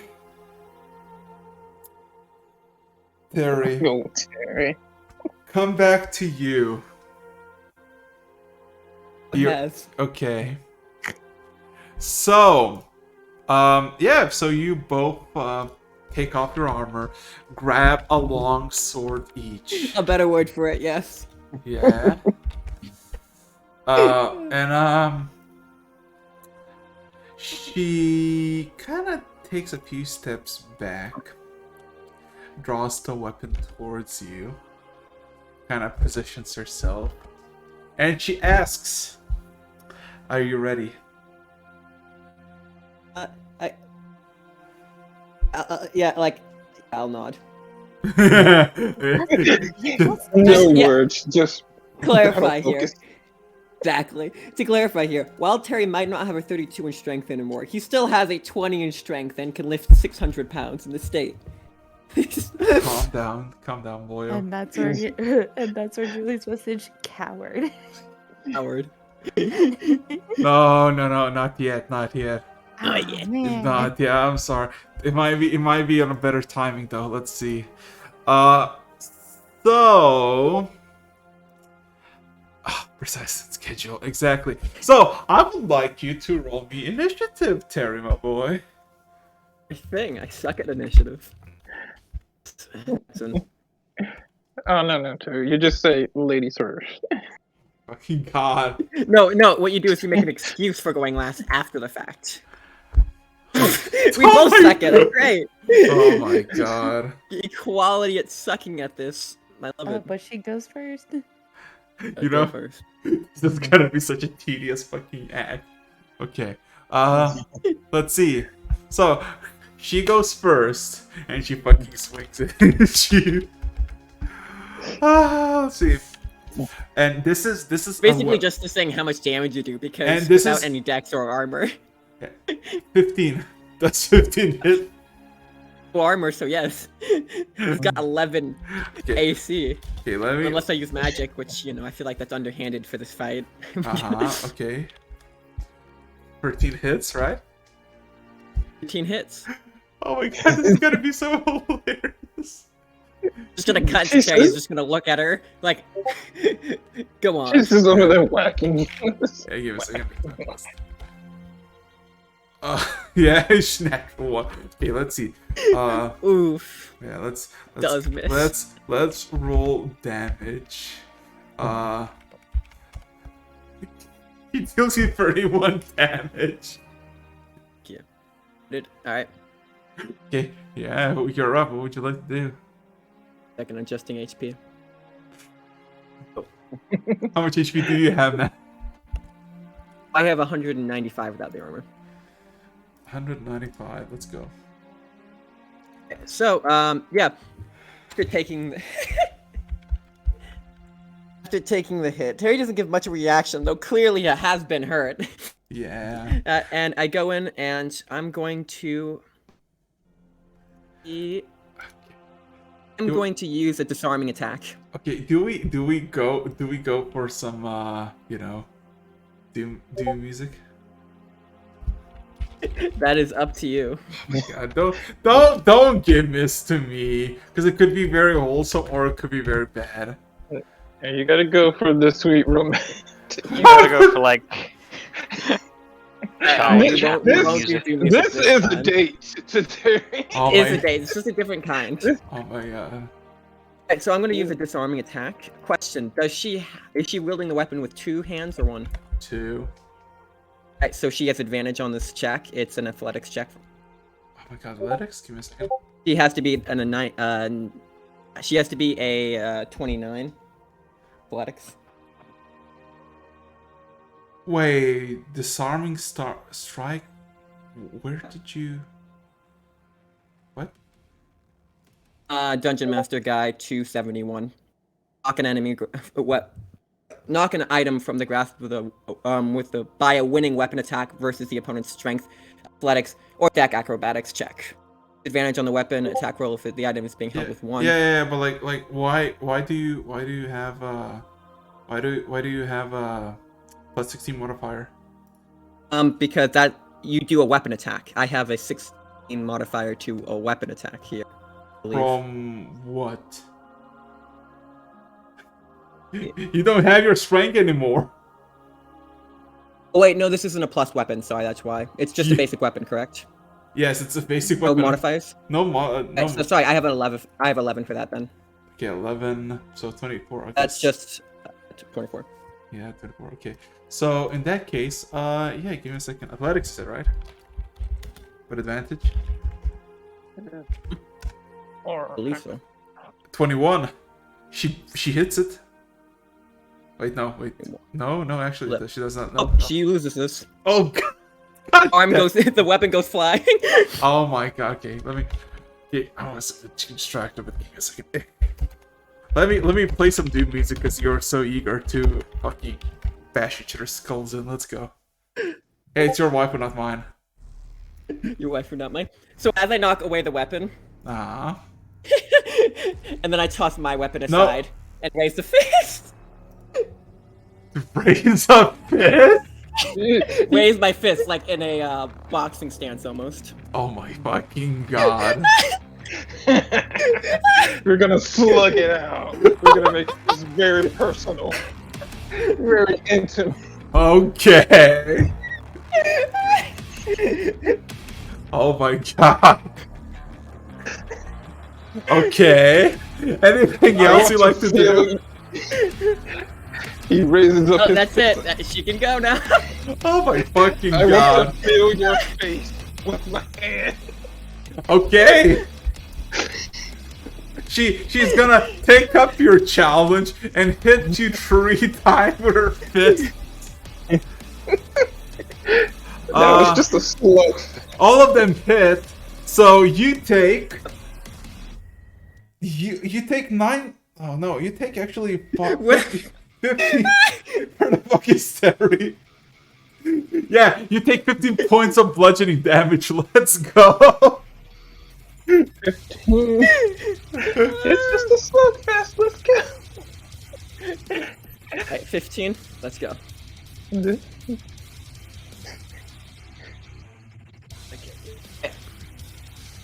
Then yeah, no, as it goes. I need to check something. No, instead of holding hands and light gentle touches Yeah. and this is what Gan, Terry does. yeah, Gan and Hannah, light gentle time together. Tabby and Terry. Yeah, literally yeah. So, punching so each Terry, what would you like to do? Because you're getting punched. You just got punched in the Yeah, face. no, this is pretty straightforward. I'm gonna make a grapple check. Oh my god! Snuggle struggle. Snuggle struggle. Yeah. He's like, I love this, and just give me Oh a my hug. god, no! Grapple check. No! No, Ken, what the Alright, This is 633 Stop, he Terry. has to beat. fuck?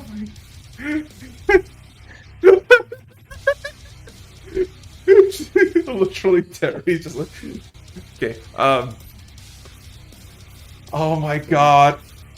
Why He do does you... have expertise in expertise in athletics, I believe. Yes, actually, but like... Okay, why do you... minus Why... again. 4 minus again, by the way. Minus again? All the numbers are written down. The proficiencies I didn't change. That's why the confusion. He had 16 because he had. I think you're still doing the 11th strength, my dude. Cause how? Tell me, how do you with an arm attack have a 16? Okay, so the weapon attack, I confused myself because I forgot I don't have plus to weapons because it's just a plain sword. Athletics is a 15 for me because I have 5 in strength, Yes. and 10 because I have double proficiency. It's a Bro. 15 instead of. You can't stack proficiencies though. Oh, it's an expertise. Yes. Yeah, Expertise is double proficiency. Oh, true. So that's a 15. it'd be 15. Yeah, fair. So I wrote down the old number. Oh I my guess. god, give me a second. You changed my entire stat sheet on a flip notice. Okay with it, but it's gonna be a little 8. confusion. Yeah, oh my god, she's restrained.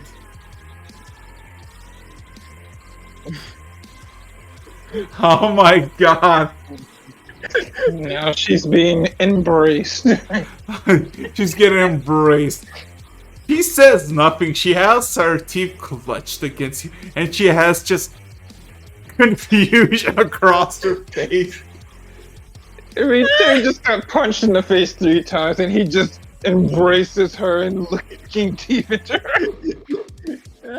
No, and yeah, no, that's let's see. I wanted to double check something. So Julie, yeah, you're and not. since I can lift her up because I'm guessing she weighs less than 600 pounds.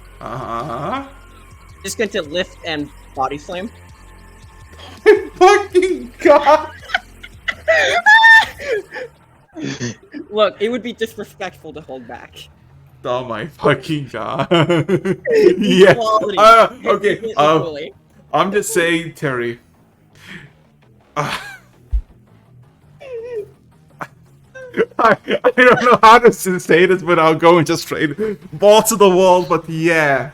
Let's just say you can feel her friend to the fullest extent. Anyway, yeah. Grapple. So, technically you grapple, so that's an action. So you gotta wait. Grapple can replace one of his attacks if he has extra attack. He doesn't. I don't. Yeah. You do. Yeah. So, I'm at a severe disadvantage here. let me. Okay, roll me either intimidation or persuasion. Intimidation. I mean, his intimidation is his persuasion. They're the same thing. When it comes to tapping. Say 4. This,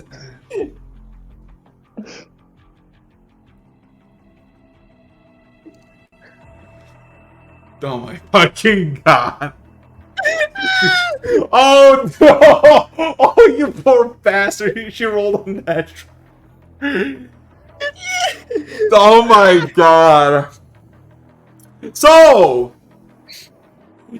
okay. She passes her turn. You body slam her to the ground, and you look at her, and her face is fully red.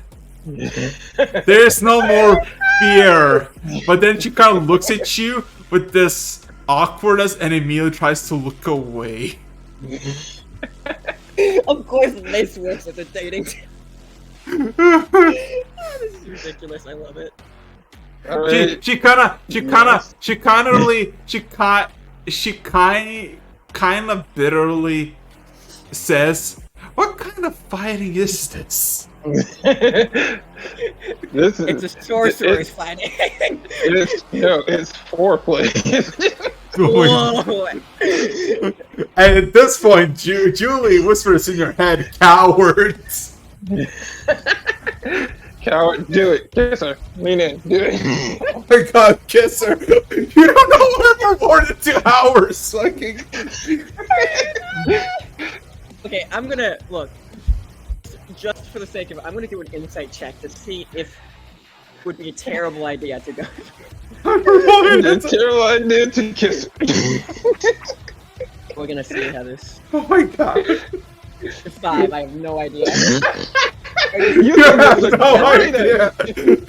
You're both fucking virgins. You don't know what the fuck is going on. You just have the urge. Yep. So then, Oh my god. so at this point, I'm going to use an action to, I believe, at this point, if she's on the ground at this point. Yes, she's on her back. You're on top of her. She's looking away from you, asking, "What kind of fighting is this?" Red faced and everything. Kiss her cheek. Kiss her cheek. There you go. I'm tempted, but this could just completely destroy all prior work. This music now fits so well.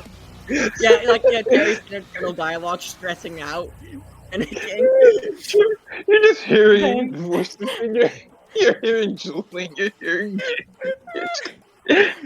Terry to the voices in his head. Wait, hearing voices. You know, I part like it's gonna be incredibly stupid. But Terry's slightly clueless. He's going to just in a moment ask in his head, "Dragon, what do I do?" And then Callie messages you. Parker good. Parker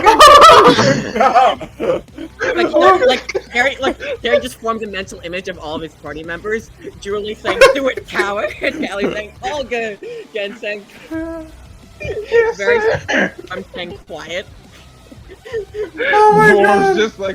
just rubbing his chin interesting. Yeah, no, and then the dragons seem to be chuckling at this whole ordeal. Yep. And then Terry goes in for a very minor slight kiss to the back of the side of the cheek. Oh my fucking god. And then gets up, match one. Oh my fucking god. Roll me just a D100. 97, let's go. A 90 circle. Be below the highest number I could have done for that.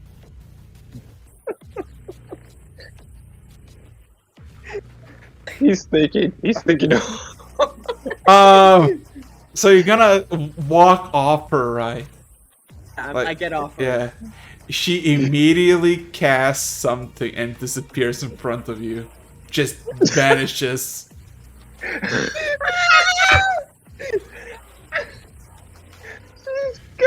Leaving her blade and armor behind. You're gonna see her Yep. again. You gotta return your. So no, what I do here is I grab one of the bags of holding and store it away so it won't be stolen. And so if she wants to retrieve it, she'll say She has to come back to see you. She wants. exactly long-term plan. And If you want he this puts his armor specific- back on slowly and then makes his way. You want this specific set of armor? You got to come back and say hello.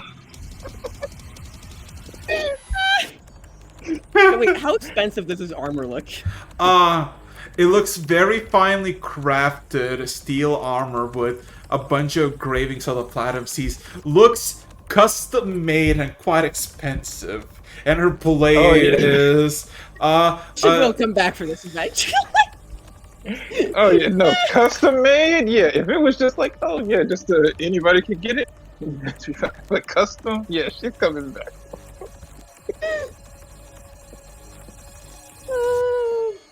Alright.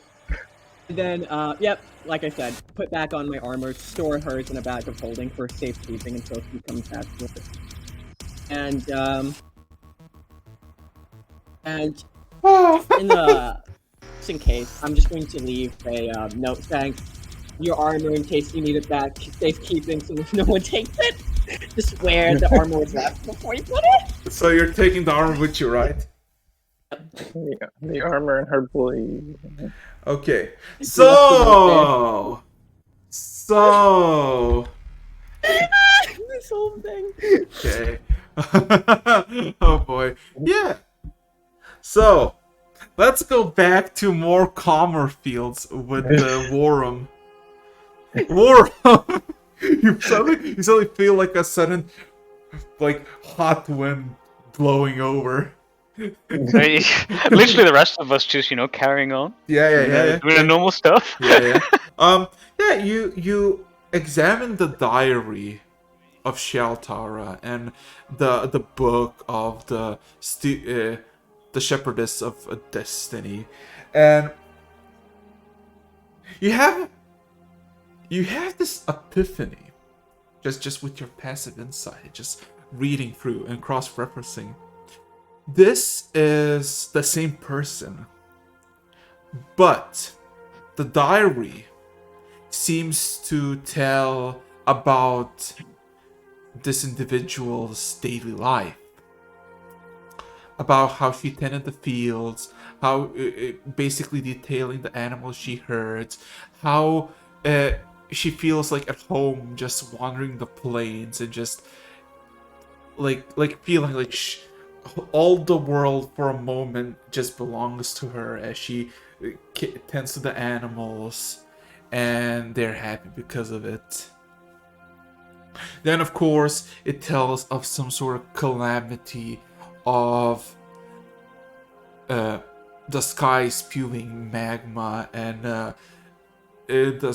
the ground tearing itself apart and swallowing sections of forests and the like, and beasts of horrific proportions coming out and basically consuming everything. And then eventually her final notes of like basically scribbles of like staying in a basement and essentially making sure that she will live, it all will be fine, and essentially her longing for the plains. While the Book of the Platinum Seas more or less depicts an entity to the north, only a few weeks from the Nordic Arctic tundra, in these endless plains, as they call it, because you can literally wander there endlessly, of this entity that has been observed, as it is immortal, as in attempts were made, and there's countless of attempts of from simple magical weapons to all sorts of magics to unconventional ways. Nothing seems to affect her. But she does not seem to be hostile either. She just wanders the plains, and she's eager to converse with every single one who comes in. Doesn't matter if they just literally try to stab her in the chest. She referred to herself as Shialtara, and she is just a shepherdess. That's what she did all her life, and she's essentially living her purpose. This is her destiny, essentially. And apparently, if you're whatever you're going from the outside, whatever the climate it is completely opposite when it's inside her pack that she travels with. If it's midwinter, it's gonna be midsummer, and vice versa. And it's more depicted to the book with countless of illustrations of her, of just this very ominous creature, maybe some sort of a wild related entity that is immortal but also non-threatening. And it's just kind of this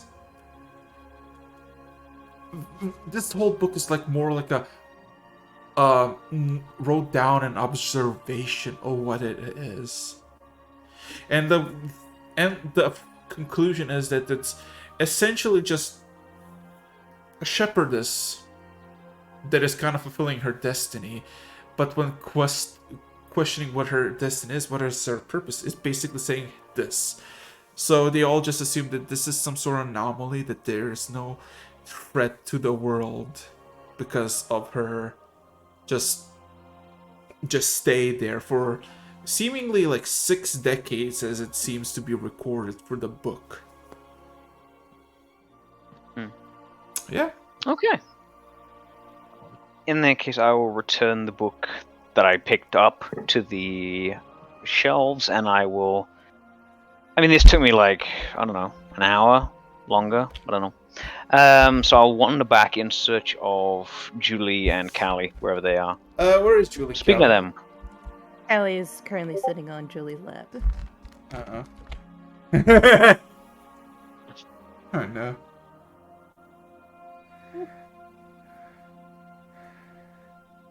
So, You advice for a friend. okay, so question. Julie, what are you gonna do? You're gonna chill in the library, you would head back to your marble pike, cause it is about 6-ish, 6:30 p.m. The cold air from the outside starts to slowly blow in, and the sun, basically at this point you still see the rays, because you're so high up, there's no direct sunlight anymore, and you can see the clear skies and the stars slowly but surely coming into vision. And you see countless of bluish and yellowish lanterns automatically like light up, and the city just becomes this city of lights. I will go ahead and send a message to everyone. Is anyone else getting hungry? Vorum offered to buy us dinner. I'm done punching on my date.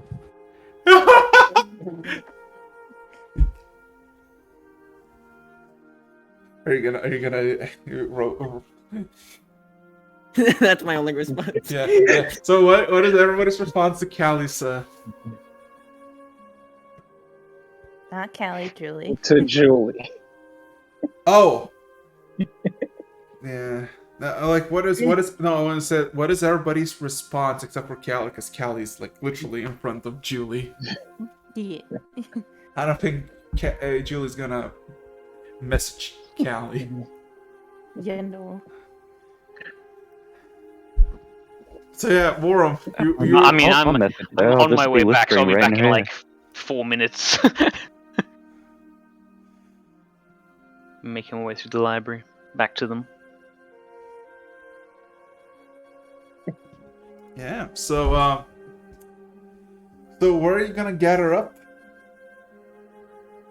Cause I forgot. Julie, are you gonna also message Hannah and Tabby as well? Invite them over. I mean, wait, I'm still walking with her, right? Yeah. Perfect. It'll be on the way. Oh my god, give me a second. I got a call. Give me a second.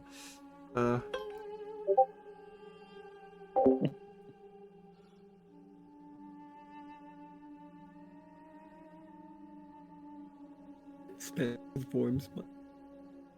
Remember when Julie used to pay for everything? When everyone had to turn towards Julie, it was like, please, Julie. Big puppy eyes, plus some crumbs. Julie kept a little notepad with like, all right, you owe me, you owe me. Just kept on running down. Oh, you're acting like I didn't actually do that.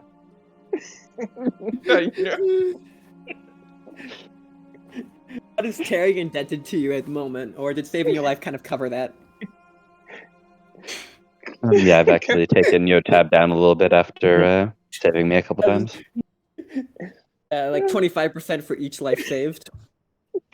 Yeah, you Only get a yours 10% count though. discount. Tell you after the fact though.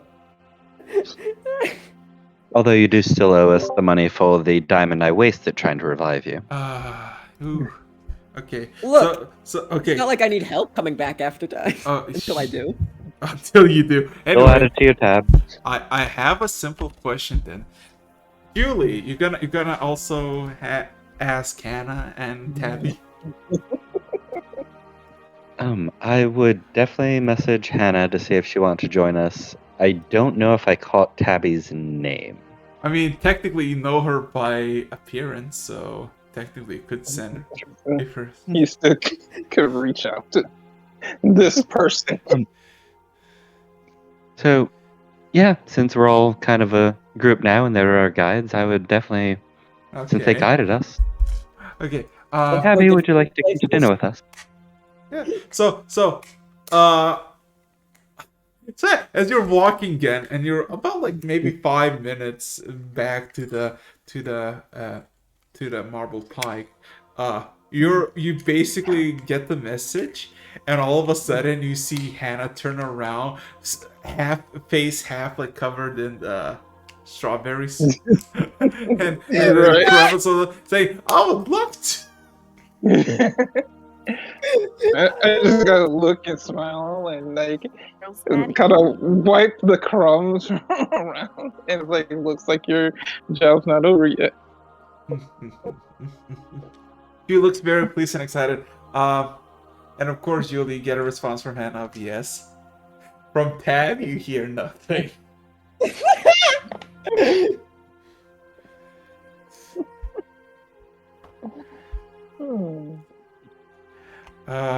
Worum, they want to drain your wallet. What are you gonna do?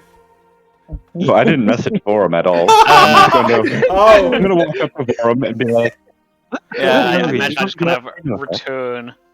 And everyone's He's staring. the odd one out. He's just walking up and Julie's sending messages. Yeah, I just come back and like, so what's going So on? what's the plan? Plans, please. Oh, me and Callie were getting hungry, and I figured I'd gather up everyone for dinner. We can talk about what we saw. Are you getting hungry too? You want to go out somewhere? Might as well. It's probably good to group everyone back together a bit. Yeah, that's kind of what I was thinking. I'll ask like the nearest person. What's the best, possibly most expensive restaurant around here? I will ask Hannah to say, well, not expensive, but I'm like, what's good around here? How expensive does like a fortress get when it comes to cuisine? I'll turn and look at Hannah and I'll be like, so what's the place you want to dine at the most here? But you don't get. Well, that's a tricky question because we don't really have cooks. We just have arcane constructs that manifest food, but some are more skilled than others, and it really depends on what you like. Well, what do you like? Well, Where's the most skilled flying orb thing? That's literally how Vorum understands it as well. The most skilled, I guess, most expensive is Those two things don't necessarily have to be the same. well, it is the same here because only the ones who are the most qualified and the most fluent in their craft are most rewarded. Damn efficiency. um, Where's some neglected genius when you need him? And I think the most expensive place, he kind of looks to the sky as if pondering for a bit, and she just has this smirking grin looking up. I do believe that is the Red Mistra Gathering. That just sounds expensive. Let's go. It is. It provides essentially a beast of anything you want. May it be the plain, the exotic, the mythical. And it essentially cooks it in front of your eyes. What?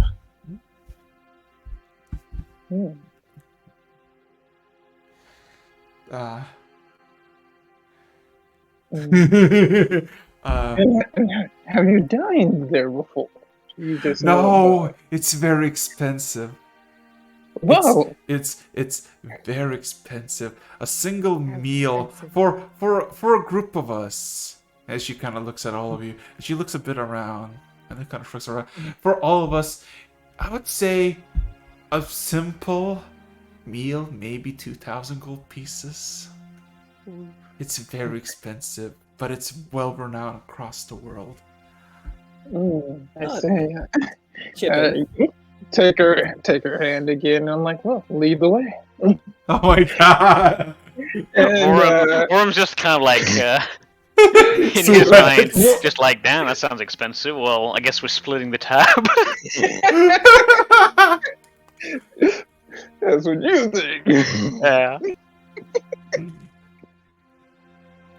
Okay, so I guess everybody groups up and takes the lead of Hannah, right? Yeah. But like, Okay. as we're walking, I'm like, I kind of look back and look over the whole group, and I'm like, I lock eyes with Terry, and I'm like, Terry, didn't you have a follower or something? What happened? Okay. I think he was the follower, Oh, and then right. he kept You were following the after her. Right. Like, weren't you two playing Stalker to us? Hannah who was unaware, just finding out. Yeah, she looks. Okay. She gave up rather quickly, and then we sparred. Honey, Beat her up. oh my god, Julie, you sly dog. Favorite food, honey. Uh-huh. Yeah. So you all okay? So to put in perspective, to the south is where the library is, a large thing. To the east, yes, few of you have been to the east, and to the north is, it takes you good like half an hour. You pass your own like lodging, and you go for a good like hour or so. It's now fully dark, and you basically see the dark sky with the stars. Occasionally you see fireworks in the distance, like a good mile or away of so. And relatively peaceful, relatively quiet. All the places that are been open are still open. Some like half empty, some are pretty full. Everybody's enjoying their lives, and eventually you spot it. You spot a single building made of a red stone, like coloration of red, and it has this. It's like a 6-story building, maybe 100 by 50, 100 by 50, and it seems very elegant, very fine. It from even from the outside, it looks like it has some sort of opulent feeling.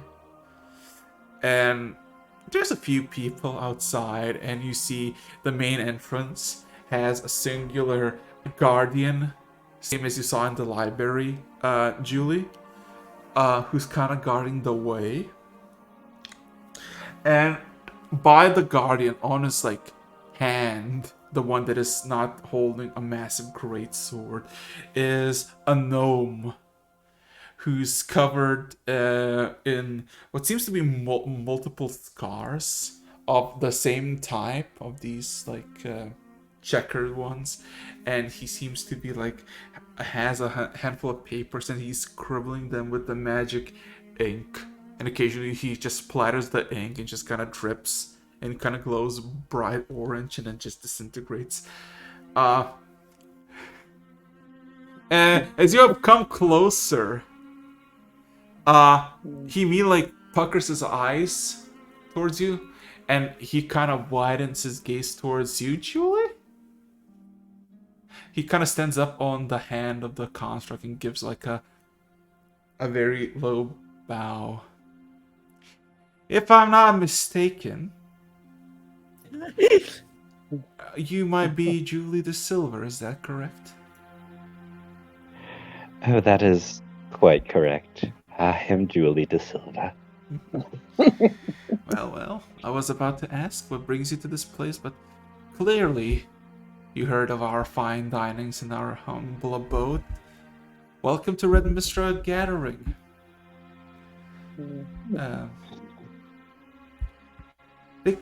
They call me Rip. Rip. Like ripping shreds of paper and the like. Well, it is a pleasure to meet you, Rip. I would assume you have a table for 5 available. Of course. As he kind of starts like. Ooh. Wow. As he. I mean, wait. Is it 6? Let's be honest. It's with us, so yes. It's 6 of us total unless Tabby shows up. But 7. Oh, yeah, 7. Sorry, 6, possibly 7. So yeah. Yeah. He kind of nods. Yes. I assume money will not be an issue, seeing that you're seemingly very finely dressed, and of course in the presence of he kind of like mumbles to himself. He kind of starts writing a bunch of stuff, and then he kind of grabs his fingers on one hand and just kind of manifests a tiny little orb, and kind of plucks it towards the door and kind of gives a motion to you, saying, "Please follow this. It will direct you to your table." Oh, absolutely. Thank you so much. And I'll give a little nod to him. Okay. So, the first floor is essentially as peak, and I'm saying as peak as a tavern could be. Massive kegs of ale. Like massive kegs of ale, a warm roaring fire, a bunch of very well built wooden chairs, tables, everything seems like it's all elegant, but it also has that, that familiarity to a tavern. A lot of people are actually already eating there, and you see just a massive boar that is like slowly getting dissected, like already cooked, but it's like getting dissected by magic and essentially getting delivered on plates of what seems to be also quite battle-hardened adventurers. A handful of dwarves, two elves, and a human who seem to celebrating something. Like Terry leans over to Vorm, like, look, it's your people. It's more of you. You never seen a dwarf. Go say hi. Take Oh my god! rocks. Oh my god! Casual racism is casual. Okay. Oh my god! Actually, I kind of look at you. I'm like, where are you from again? You're like, Mm-hmm. Where? Could you specify that? Oh, I forgot. You forgot. But yeah, Dropped on the head too many times. Got to mention, yeah, I've been dealing with serious memory loss. so Uh-huh. but yeah, and you can see to the side there is what seems to be like once you enter to the left and to the right, there seem to be platforms. One seems to be pushing up and one pushing down, and the orb going to the right where it's pushing up. So yeah. Keep going. So yeah. So the second room, as you go to the second floor, unless you want to interact with adventures by any chance. Or you want to go talk dwarf things? Look, Vorm's like, okay, hang on. I turn to look at you. What the fuck's this? I don't see that out. No, you did. You did. You hear didn't mean that to, from- but you did. Okay. You hear that from the sending stone, and so you hear that in your head. It's like, Warm, you can go talk dwarf things. Vorm's literally like got his arms crossed, looking at just all of you disapproval. Like, Worm walks over to the Anymore? table, talks to them, and they're all there for the Anymore? same reason. More. Like, they're all like part of a different party, and they've got told to go over to the table. Just a little smirk on it. Okay. You know I'm kidding. So Who's Go- oblivious and who doesn't mean. going to the second floor, you immediately sense a cold air in the surrounding area. As you see, the second floor is a tundra. It's bright, and you can see just a steady flowing river just in front of you. And there's a table, like a set of tables over the river, and you basically, it's just, to put in perspective, it looks like a fucking hologram. But you feel the wind rushing. It's like you're just demi-plane into another existence. But the orb is still going up. As you see, there's a handful of elves who seem to be discussing over some bird-like creature already consumed. Have a kenku in a bag too. It's a kenku. No. It's more like a. You wanna It's go a inside? very You wanna go observe the bones on the table and be like, this belongs to. It's an Arakakra. No, it's just continuing to follow this. Okay. Okay, you go for the third thing. Now it's just what seems to be on top of a mountainous, just on top of a frozen mountain, and it seems that like in front of you where you are, maybe 40 feet away from you, in wherever this is, you see two yetis are fighting each other to the death, and you can see each like claw or that, you can see the blood just slightly drizzle over the tables, and you see that these tables are empty, but they seem to be recently used. I mean, entertainment at least. Yeah. Yeah. The four. But in on their Yeah, date. it still goes up. Okay. How is Hannah The recollecting? fourth one, How many floors did it look like it had from the outside? about 6. Okay. Yes. On the fourth floor, Just checking this little, like, whole you portal shit. you immediately see hundreds of dragons flying in the sky. Nope. You- Next floor. Let's keep going. No. There's what seems to be a massive collage of tables just made into one, and there sits about 15 dragonborn, mostly silver and golden. In golden hair that looks strangely familiar to the character we're looking for.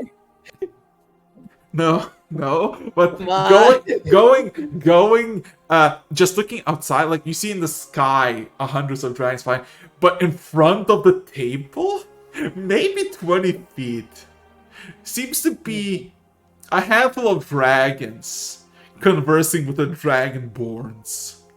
Nice. But you see, one of the, like, a very elderly red dragon that seems beyond ancient, as he like was eyeing the table, as you kind of go up, the eye just kind of shifts towards you all. I kind of just lean towards Callie and go, "Is one of your friends here?" I just say Very to Connor, good evening. Enjoy the meal. You're like, it's like an elevator, like, yeah, good luck later.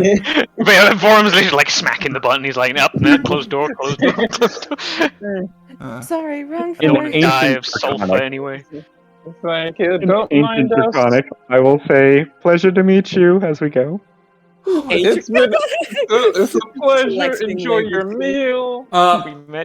We met your god. Roll me a perception check, We Julie. did meet their god. Great. Roll me a perception check, Julie. Just Julie. What does Julie spot with her dragon?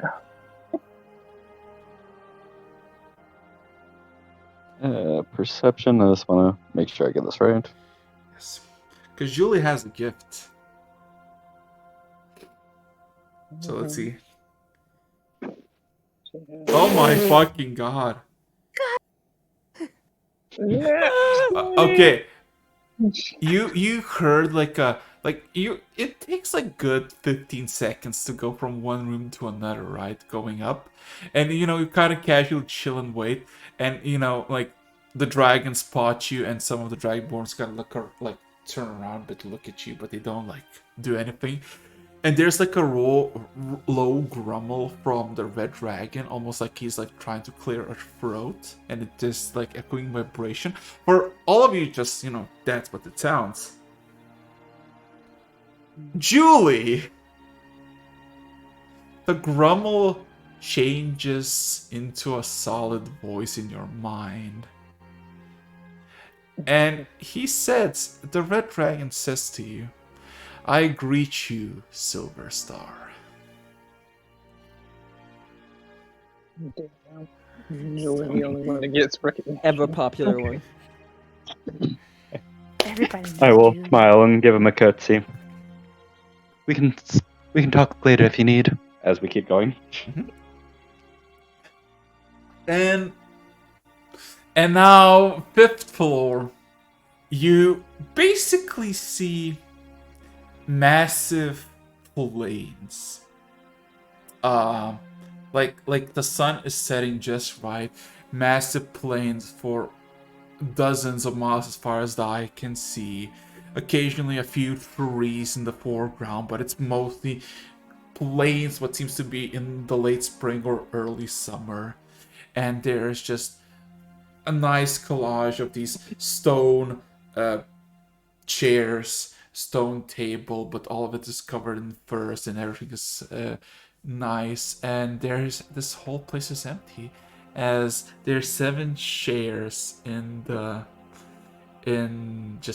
circle of this massive table, as the orb immediately whispers to all of you, "This is your place. Please be seated, and do tell me what you wish, and I'll happily provide."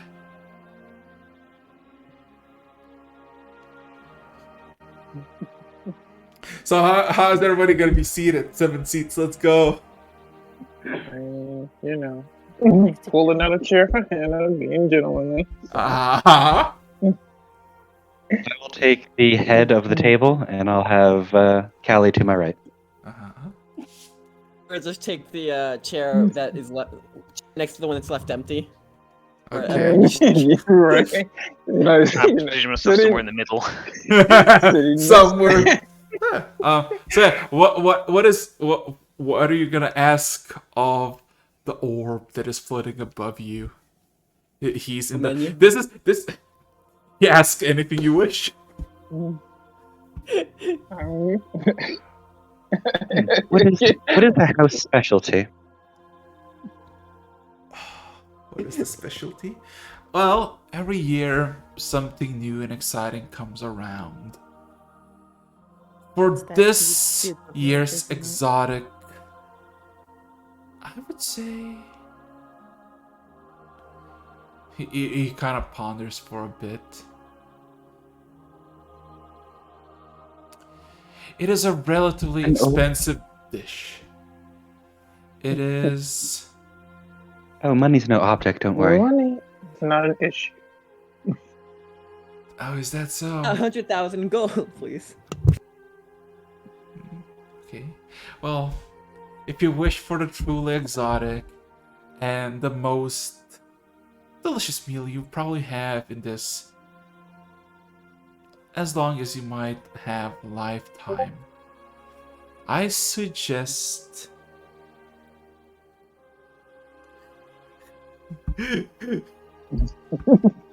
The suspense. yeah. There's like I suggest, and all of you are like waiting intently. And he just says, roast chicken. Roast chicken. And a bread The side. baked potato. If he says pizza, Tomato it's soup. No. It is chaotic dragon's ribs, baked in the fires of a Baylor, and stewed in the cheerful tears of an archfey. Oh my god!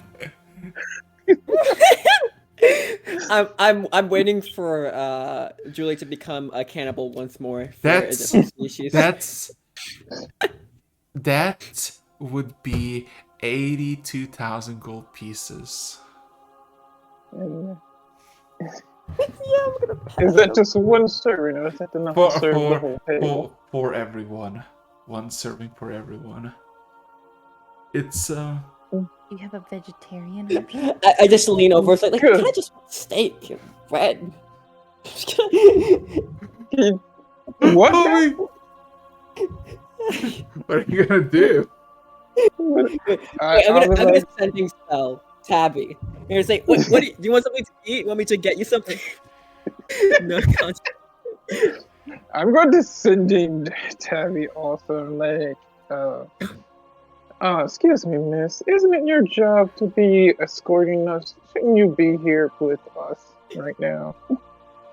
There's no response. I'm waiting for Terry to be like, I got your stuff. Would hate to have to talk to your superiors about. Oh my god! Stop bullying! Oh my god! Wow. Yeah. So yeah. But You I got- will accept me like yes, bring us. No. Shut up. So I have a he Are you Oh my god. Okay. I have a question. You asked for the most top of the line 82k for everyone. Or It's just the best steak. Can I just get a Yeah, no. steak? I will Yeah. I'll let my silver scale shimmer for a second and be like, I'd prefer not to eat dragon, but thank you for at least letting me know what the most expensive thing was.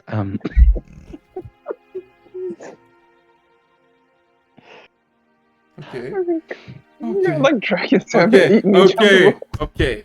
So at this point, but I would like a medium rare steak. Okay, medium Like rare. best steak you Yes, have, not steak. dragon.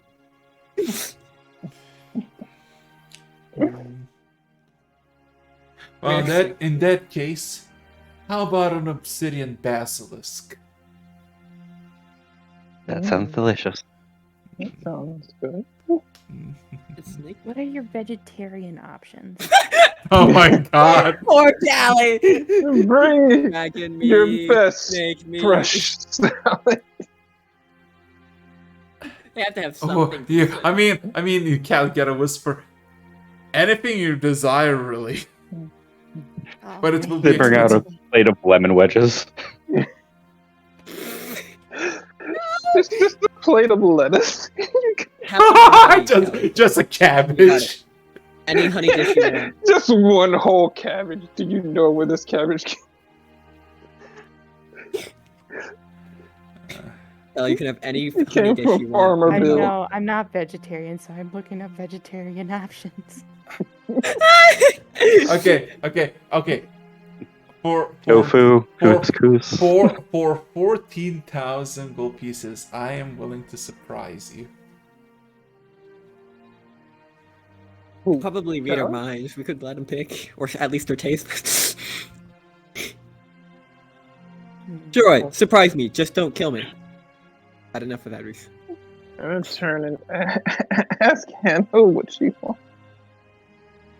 Terry, the Hannah? last time you were surprised Yeah. at a dinner, it didn't end well. Okay. Yeah, So I have this weird pain in my back. Hannah just says, "I already ordered. You're gonna pay it, right? Right?" You can see the third time in a row. I just kind of like squeeze her hand under the table and like, it's covered. Don't worry. Oh my god! And she grabs your hand and just kind of rubs it.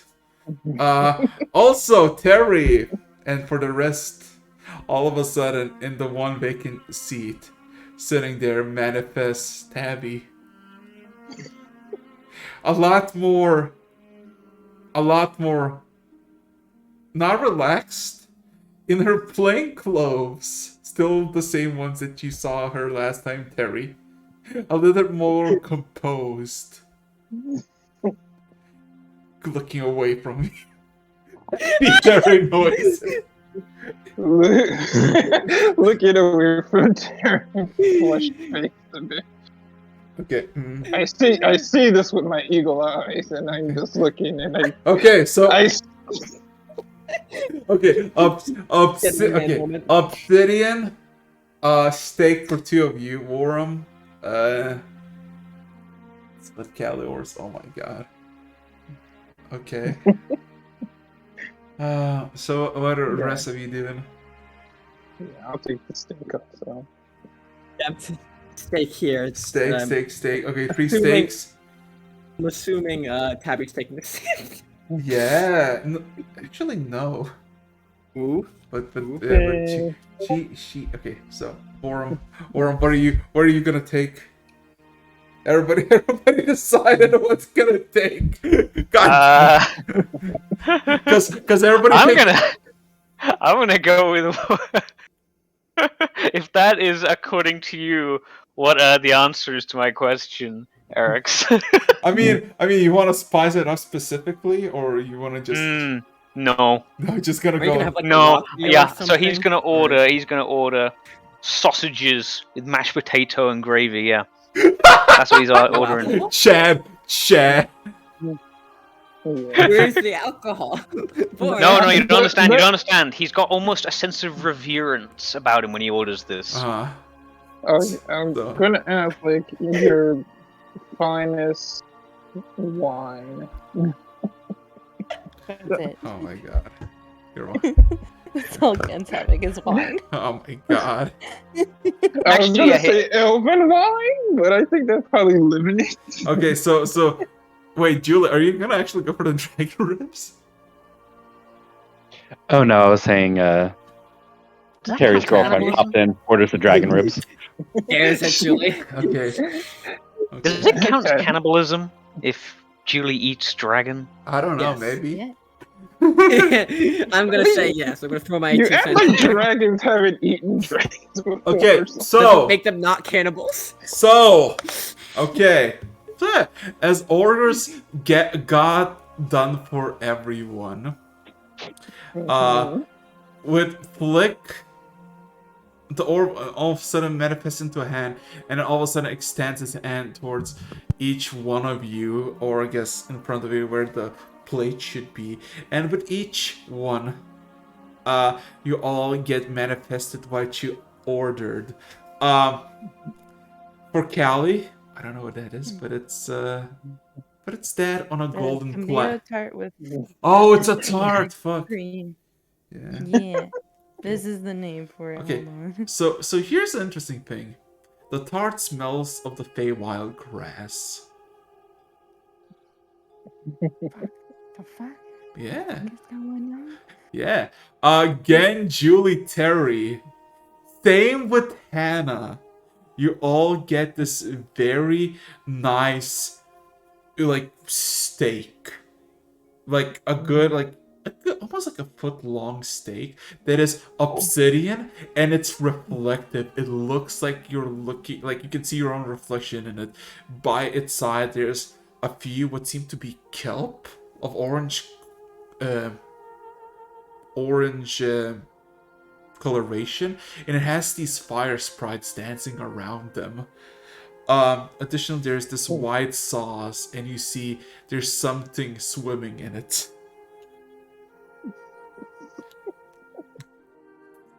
And as for Tabby, she seems to ordered pancakes. Pancake? Yes, but there's like, it's like a bunch of rolled up pancakes on top of each other, and for a split second there's nothing there except when the whole play manifests, a small pseudo dragon climbs on the very top of it, gives a sudden roar, and just melts into chocolate all over it. Whoa. I thought that would be Hannah's meal. Plot twist. Worum, Yeah, and as for you, the dish manifests in a traditional dwarven plate, encrusted for nobility. The darkest, A tear yeah, down his eye. the smell reminds you of home.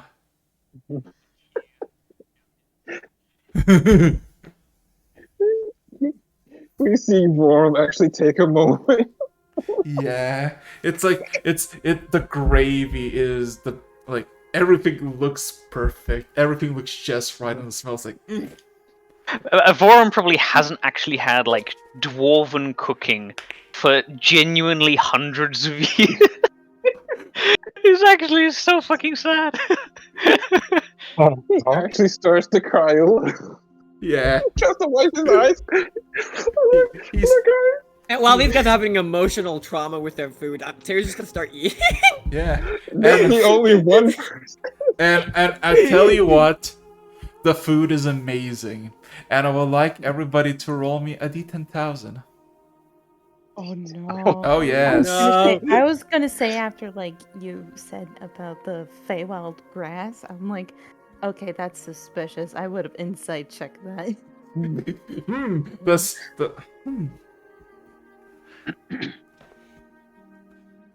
I'm insight checking before I eat. Okay, roll me an insight check. The grass is looking at you funny. You don't trust it. No, it just for a moment it smells like grass, but then it smells like trees and plains, and then you kind of get this revelation. It smells like home. The good parts of it, at least. So this is a good. Terry smells Q1 Bird's church. It smells of nostalgia. Okay, so Look, I would hate to be Six Souls in this mirror. This smells like home. Julie, look. Her home. oh god, bro, give me a second. Give me a second. Her home smells enough to get a Constitution save, so I don't know about.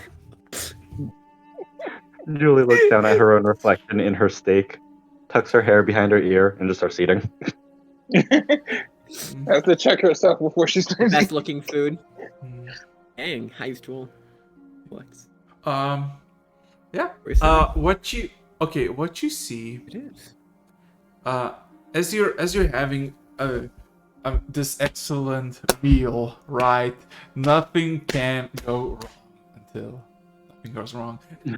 No, but just looking outside, because you realize that you can only go so many feet away from the table before you just hit some sort of wall and the end of this illusion.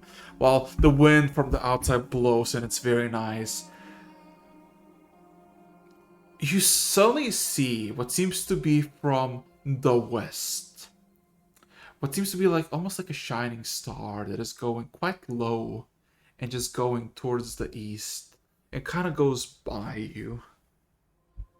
And eventually just vanishes in the eastern sky. Us. Shooting stars, don't trust them. Okay, just give me a second. Okay. Terry says under his breath, "Make a wish." Okay. So, who roll? Oh yeah, Terry, my boy. Roll me a d4 plus 1. Oh no. Oh no. Panic. Well, Okay. one go. So, as you finish your all meals, almost all of you consecutively, there's the sigh of relief as you feel full for the first time in a very, very long time. All of you have 37 additional permanent hit points. Terry! I'll take it. Yes. Sorry, For what you. was that? You all additionally get permanent 37 hit points. Ooh. Additionally, Terry, It's looking me. up as you finish the meal, looking at the planes and the familiarities, you hear a chime in the background, somewhere behind you. Terry, a As- moment of panic. As you look around, you see for a faint glimpse, Tabby looking at you, but as soon as you kind of look at her direction, she looks away. I would like you to roll me an insight checks. Hey. Highest insight check I've ever gotten on It's- record. Let's go. It's Yes, chime. sir. It's a chime or a bell. But then you kind of realize you heard this bell before. Not in a specific place, but for a special occasion. A ring of a bell for a wedding. And as you got that realization, all of a sudden you see some sort of astral formation. Dots of stars above Tabby's head. For a split second making some sort of equation and then vanishing. And all of a sudden, you're born with some new resolve. You obtain 3 wish spells. What? Wow. Just like. Yeah.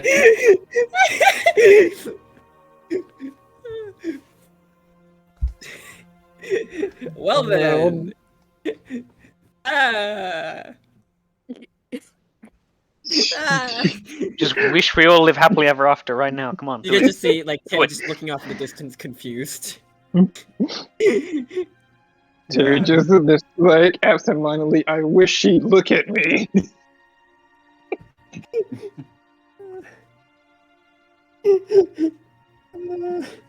Yeah, Terry's just like for a good like solid minute, just looking out into nothing, staring. Yeah. So yeah, the plains are calm. The sun in the plains themselves seem to be slowly setting. What does everybody like to do? As about an hour or so passes. Again, Yeah. Again. Hannah never released your hand. No, he never let go. You know how hard it is to eat a steak with one hand? Sacrifices must be made.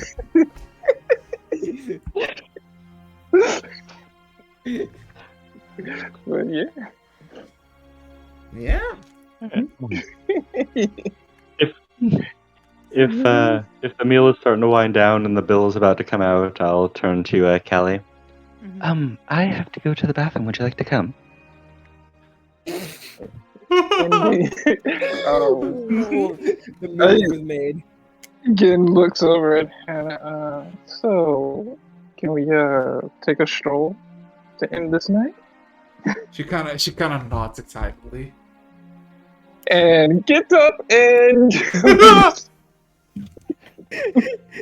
He looks over at Vorm and question: how much does this meal cost again?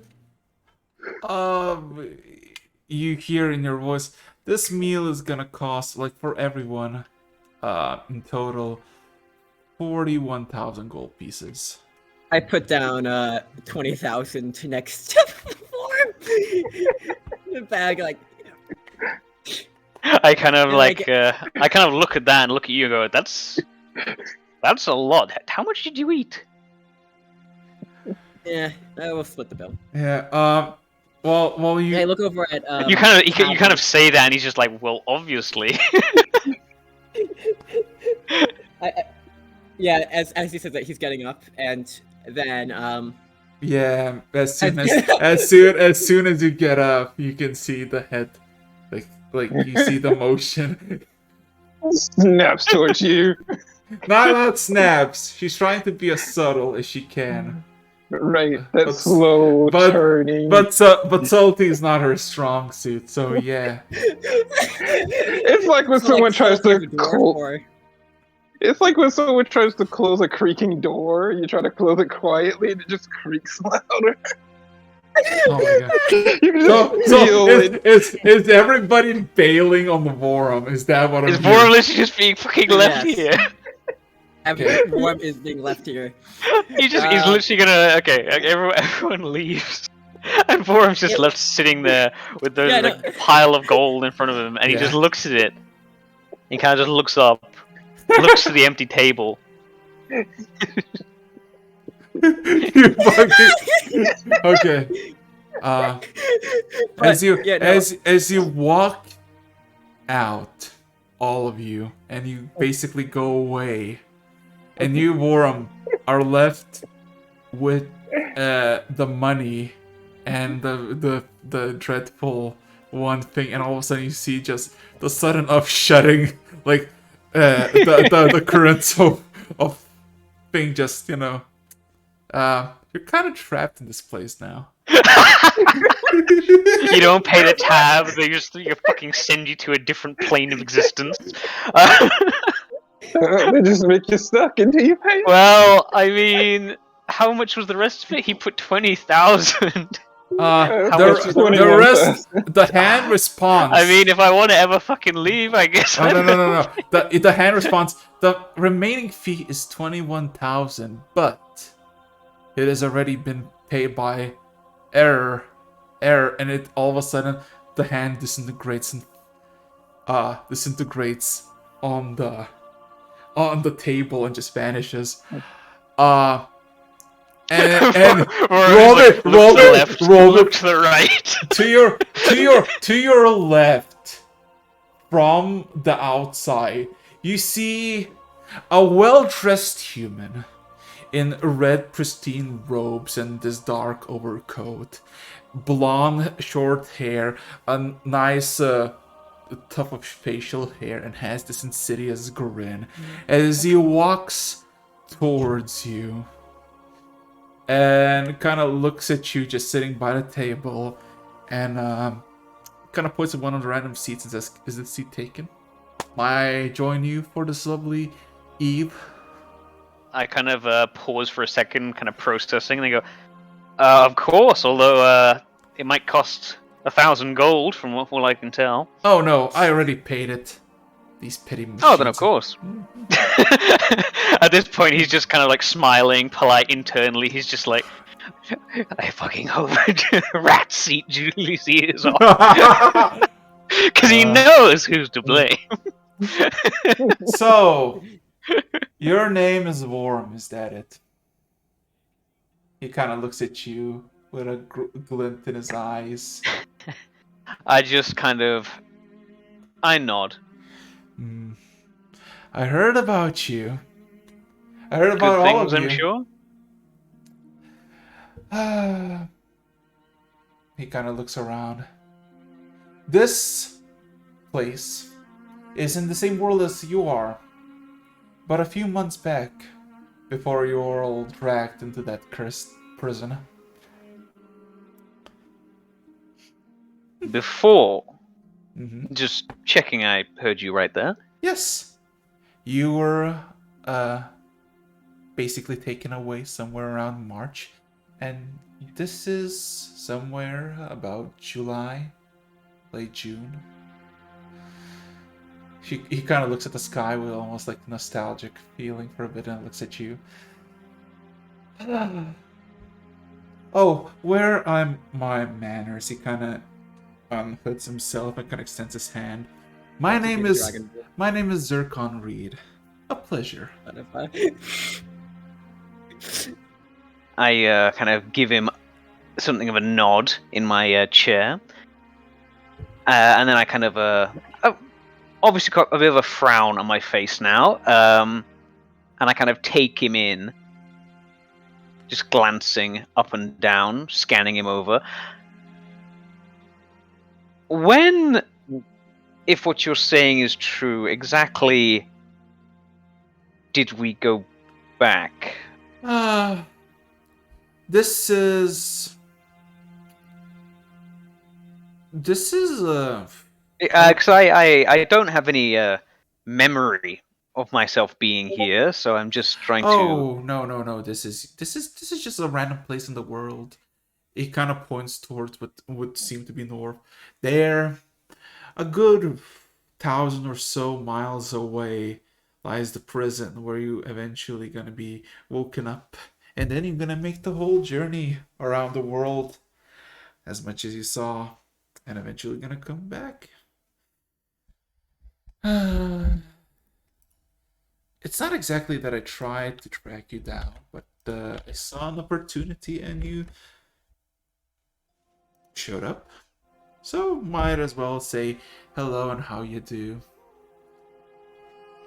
Well, thank you very much for letting me know. I'm sorry. How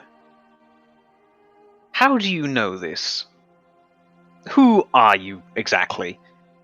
I am a man who lived many centuries, cursed with immortality. It's a very long story. But let's just say I'm like a guardian of this place, of a city that you might know as Strugmar. You gotta be joking. Scared. Vorm is at this point just kind of like staring, Mm, just like a frown of concentration on his face. He's like, mhm. Oh, you might be thinking, is this some sort of deal? Are you entrapped here? No, you are free to leave. But I guess I could also give you some insight, if you're curious about it. Because... Vorm kind of just leans back in his chair and kind of just puts his hands out and go, "Yes, of course, I'll welcome it. I've just been informed that my my past is now my future, and that nothing is as I understand it to be. Also, apparently, I'm going mad, and also the tip. I don't know what that'll cost, or if they just include it in the bill. But yes, of course. Please, any insight you could provide would be very welcome." Well, you've probably already met the shepherdess by the name of Two, somewhere up north in the plains, wandering around with the lantern, right? I believe so. Yes. Do not trust her, because she's a wild being. She is, how do I say this, a part of a group of 5, similar like hers, ones at each continent of the world. They imprisoned the dragon where it's now its prison a long time ago after the Scorched Line. And they might come as an ally, but they will not be your friends. He kind of gives you like a very, like a very bright smile. I do need to interject though as well. When you make it to the prison, do not just delay yourselves on the surface of it. The carnage there will not be avoidable. Your task will be going down, fighting the machinations of the past, the doubts and fears of a dragon and its lost duty. Your job is to make it to the very bottom and kill the dragon. What is happening on the surface, who's getting torn to shreds, whose lives and souls are getting disintegrated, will not matter. He kind of leans back as well in the chair and kind of looks at you expectantly. Vorum doesn't look too... He's obviously taking it very seriously, but he doesn't look at all shaken or anything. He's just kind of examining him. And then he, a pause, kind of settles, and then he kind of cocks his head to the side and says, please forgive me, but I've never exactly been one to trust in the charity of strangers. Why are you telling me this?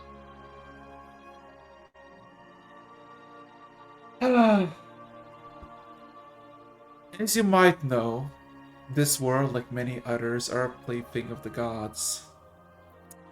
And in a few weeks, maybe less, a bunch of moves on the board will be placed.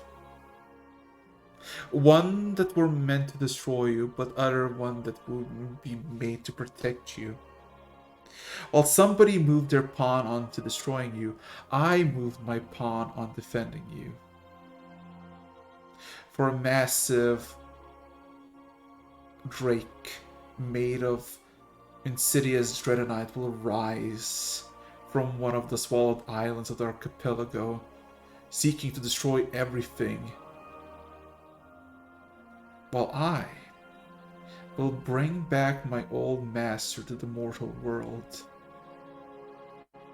a legendary dragon killer. And it will even the odds.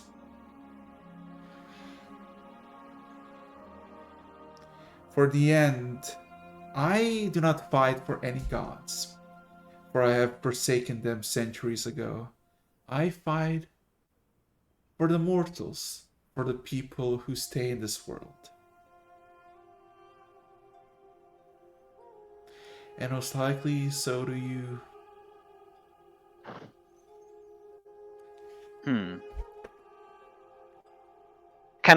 Having all of this happen so far, can I do an insight check Sure. to see? Because I'm regardless, I'm gonna be suspicious of everything I'm being told, Okay. but just to see.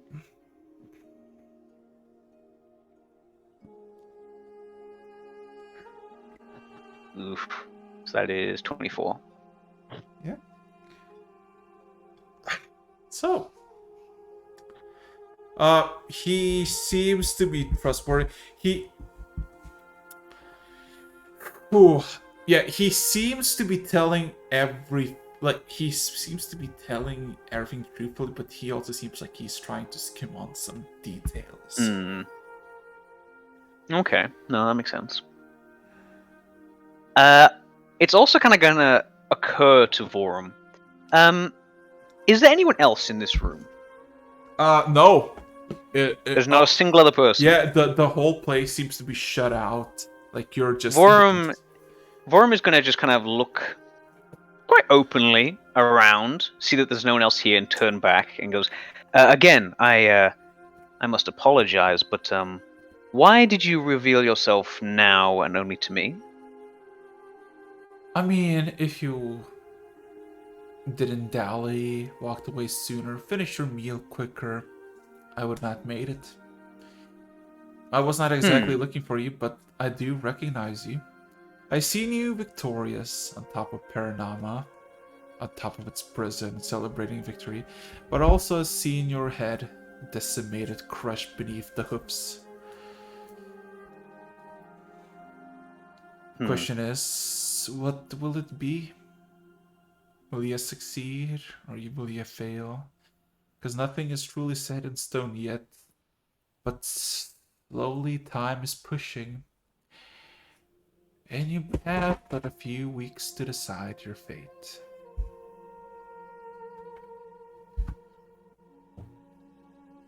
Voron Kimon gives him one last look.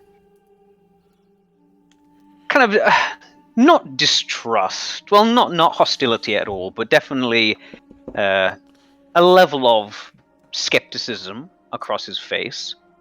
But at the same time, he will eventually nod, rise from his chair, and say, "Thank you very much for this advice. I and my companions will do all that we can to keep this pending disaster in check."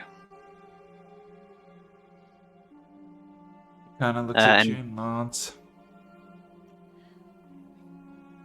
And with that, I am going to turn and leave. Okay, as you like turn around and go towards where should be the thing, all of a sudden it just shuts, like opens up, and you can see it's like now the air starts to flow. You look back, you see Zircon is missing from the chair, and you see the hand is just saying to you, "Thank you for your patronage." I kind of just give a bit of a distracted nod and very half-hearted smile, and then I'll leave. Okay. So, now two final things. Again, where are you going? Terry, where are you going? Well, let's see. I do have the obvious question of: is there any was it remotely private place to go at this point? Do I? You have your lodgings in Marble Pike. You literally have a whole house to yourself. Heck yeah, that would work. Yep. No, I invite her. Take her back to the house where everybody else is. You invite her. You invite Yeah. her. I don't mention much after that. I just invite her over. She kind of mumbles under her breath that she wants her items back. You can have them back in the morning.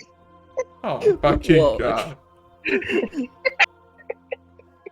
Look, one blackmail per day. Come on, guys.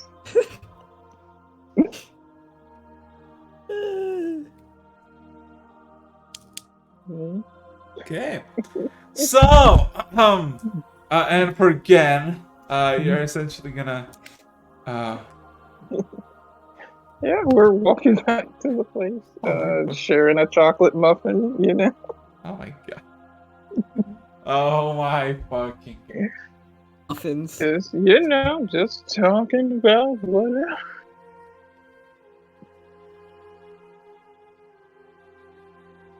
Oh my fucking. Okay, Julie, Callie, what are you gonna do? You're also making your way back home, right? After a quick stay in the bathroom appearance. Yeah. Nope. Oh no. I would be initially evasive to make sure that when Vorum came out, he wouldn't be able to see us, so it would kind of be taking the long way. Worm has not left for hours. Oh, I know, but like initially we would have been taking Yeah. like They don't know that. They don't know. They're Yeah. like, where is he? Well, to be fair, Vorm does just disappear sometimes. We're running off, just snickering together. Okay.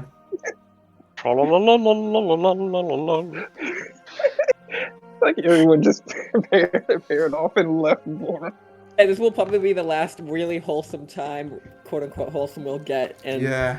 So, before again, you make Yeah. your way to the marble pike, and eventually so does Terry.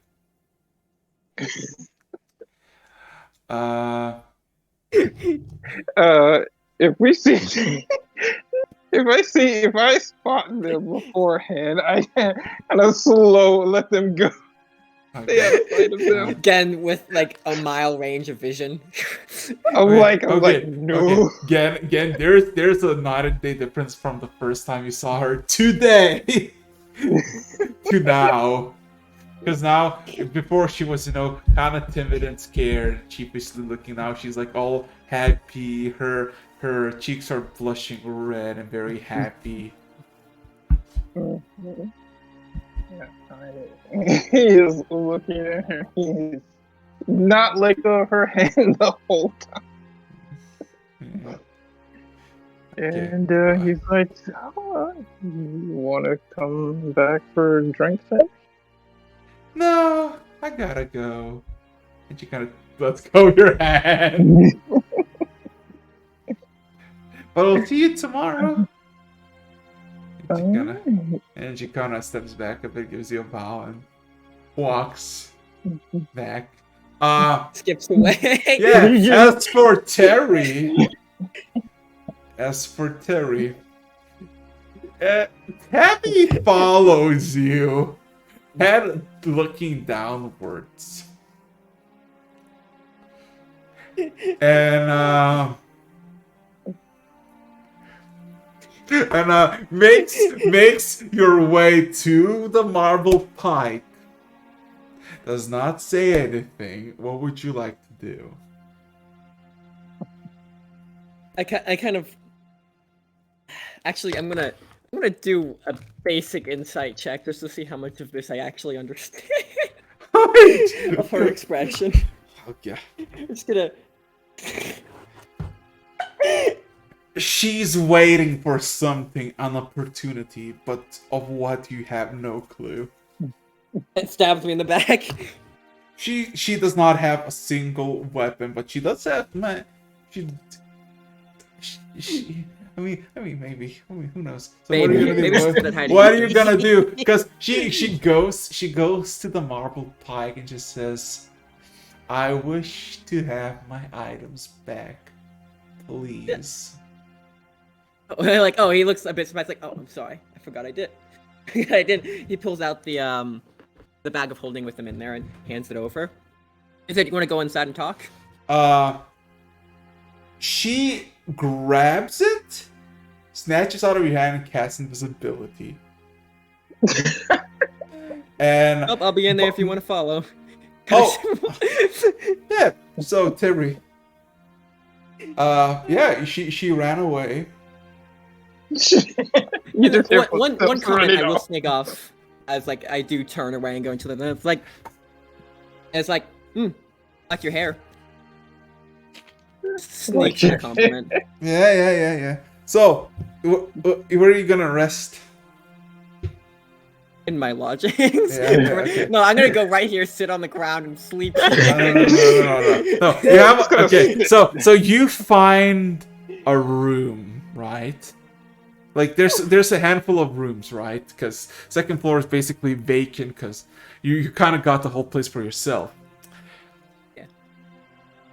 All of a sudden, as you enter the room and just kind of start to, I guess, undress, right? Yeah, I get off most of the armor. Chest plate kind of left. Yeah.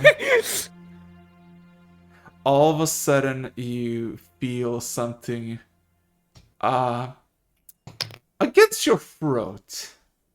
Yeah, It's a so hand. there's an immediate panic, and And you see the invisibility fades, and you see Tabby kissing you while naked. yeah, no, I continue the panic moment. There's immense panic. You see, Terry might act rambunctious here, but he honestly probably has just forgotten most of his. He is confused. And we'll see where that Okay, leads. and with the final thing, she finishes the kiss. She looks at you, gives a very almost perverted look, and then rips the shirt off you. And we're gonna call it for today. Black. Fade to black. Yes, yes. Hard fade to black. Congratulations, everybody! You're level 17. Yeah. Oh. Terry speedrunning relationship. I'm sorry, you roll a 97. You don't want to know what happens at the 100. No, I don't. That was a joke. No, I'm just Yeah. I'm laughing because Terry was immediately over his head in that very moment. Okay, so with that being said and done, With that being said, yes. Is anybody want to say something before I'm shutting the stream down with no survivors? You got 20 Panic. seconds. Panic. That steak was so good we leveled up. Terry's gonna need that level. Oh god. Yeah. Hey, it's gonna be fun because next time we're gonna all roll wisdom saving throws. Yeet.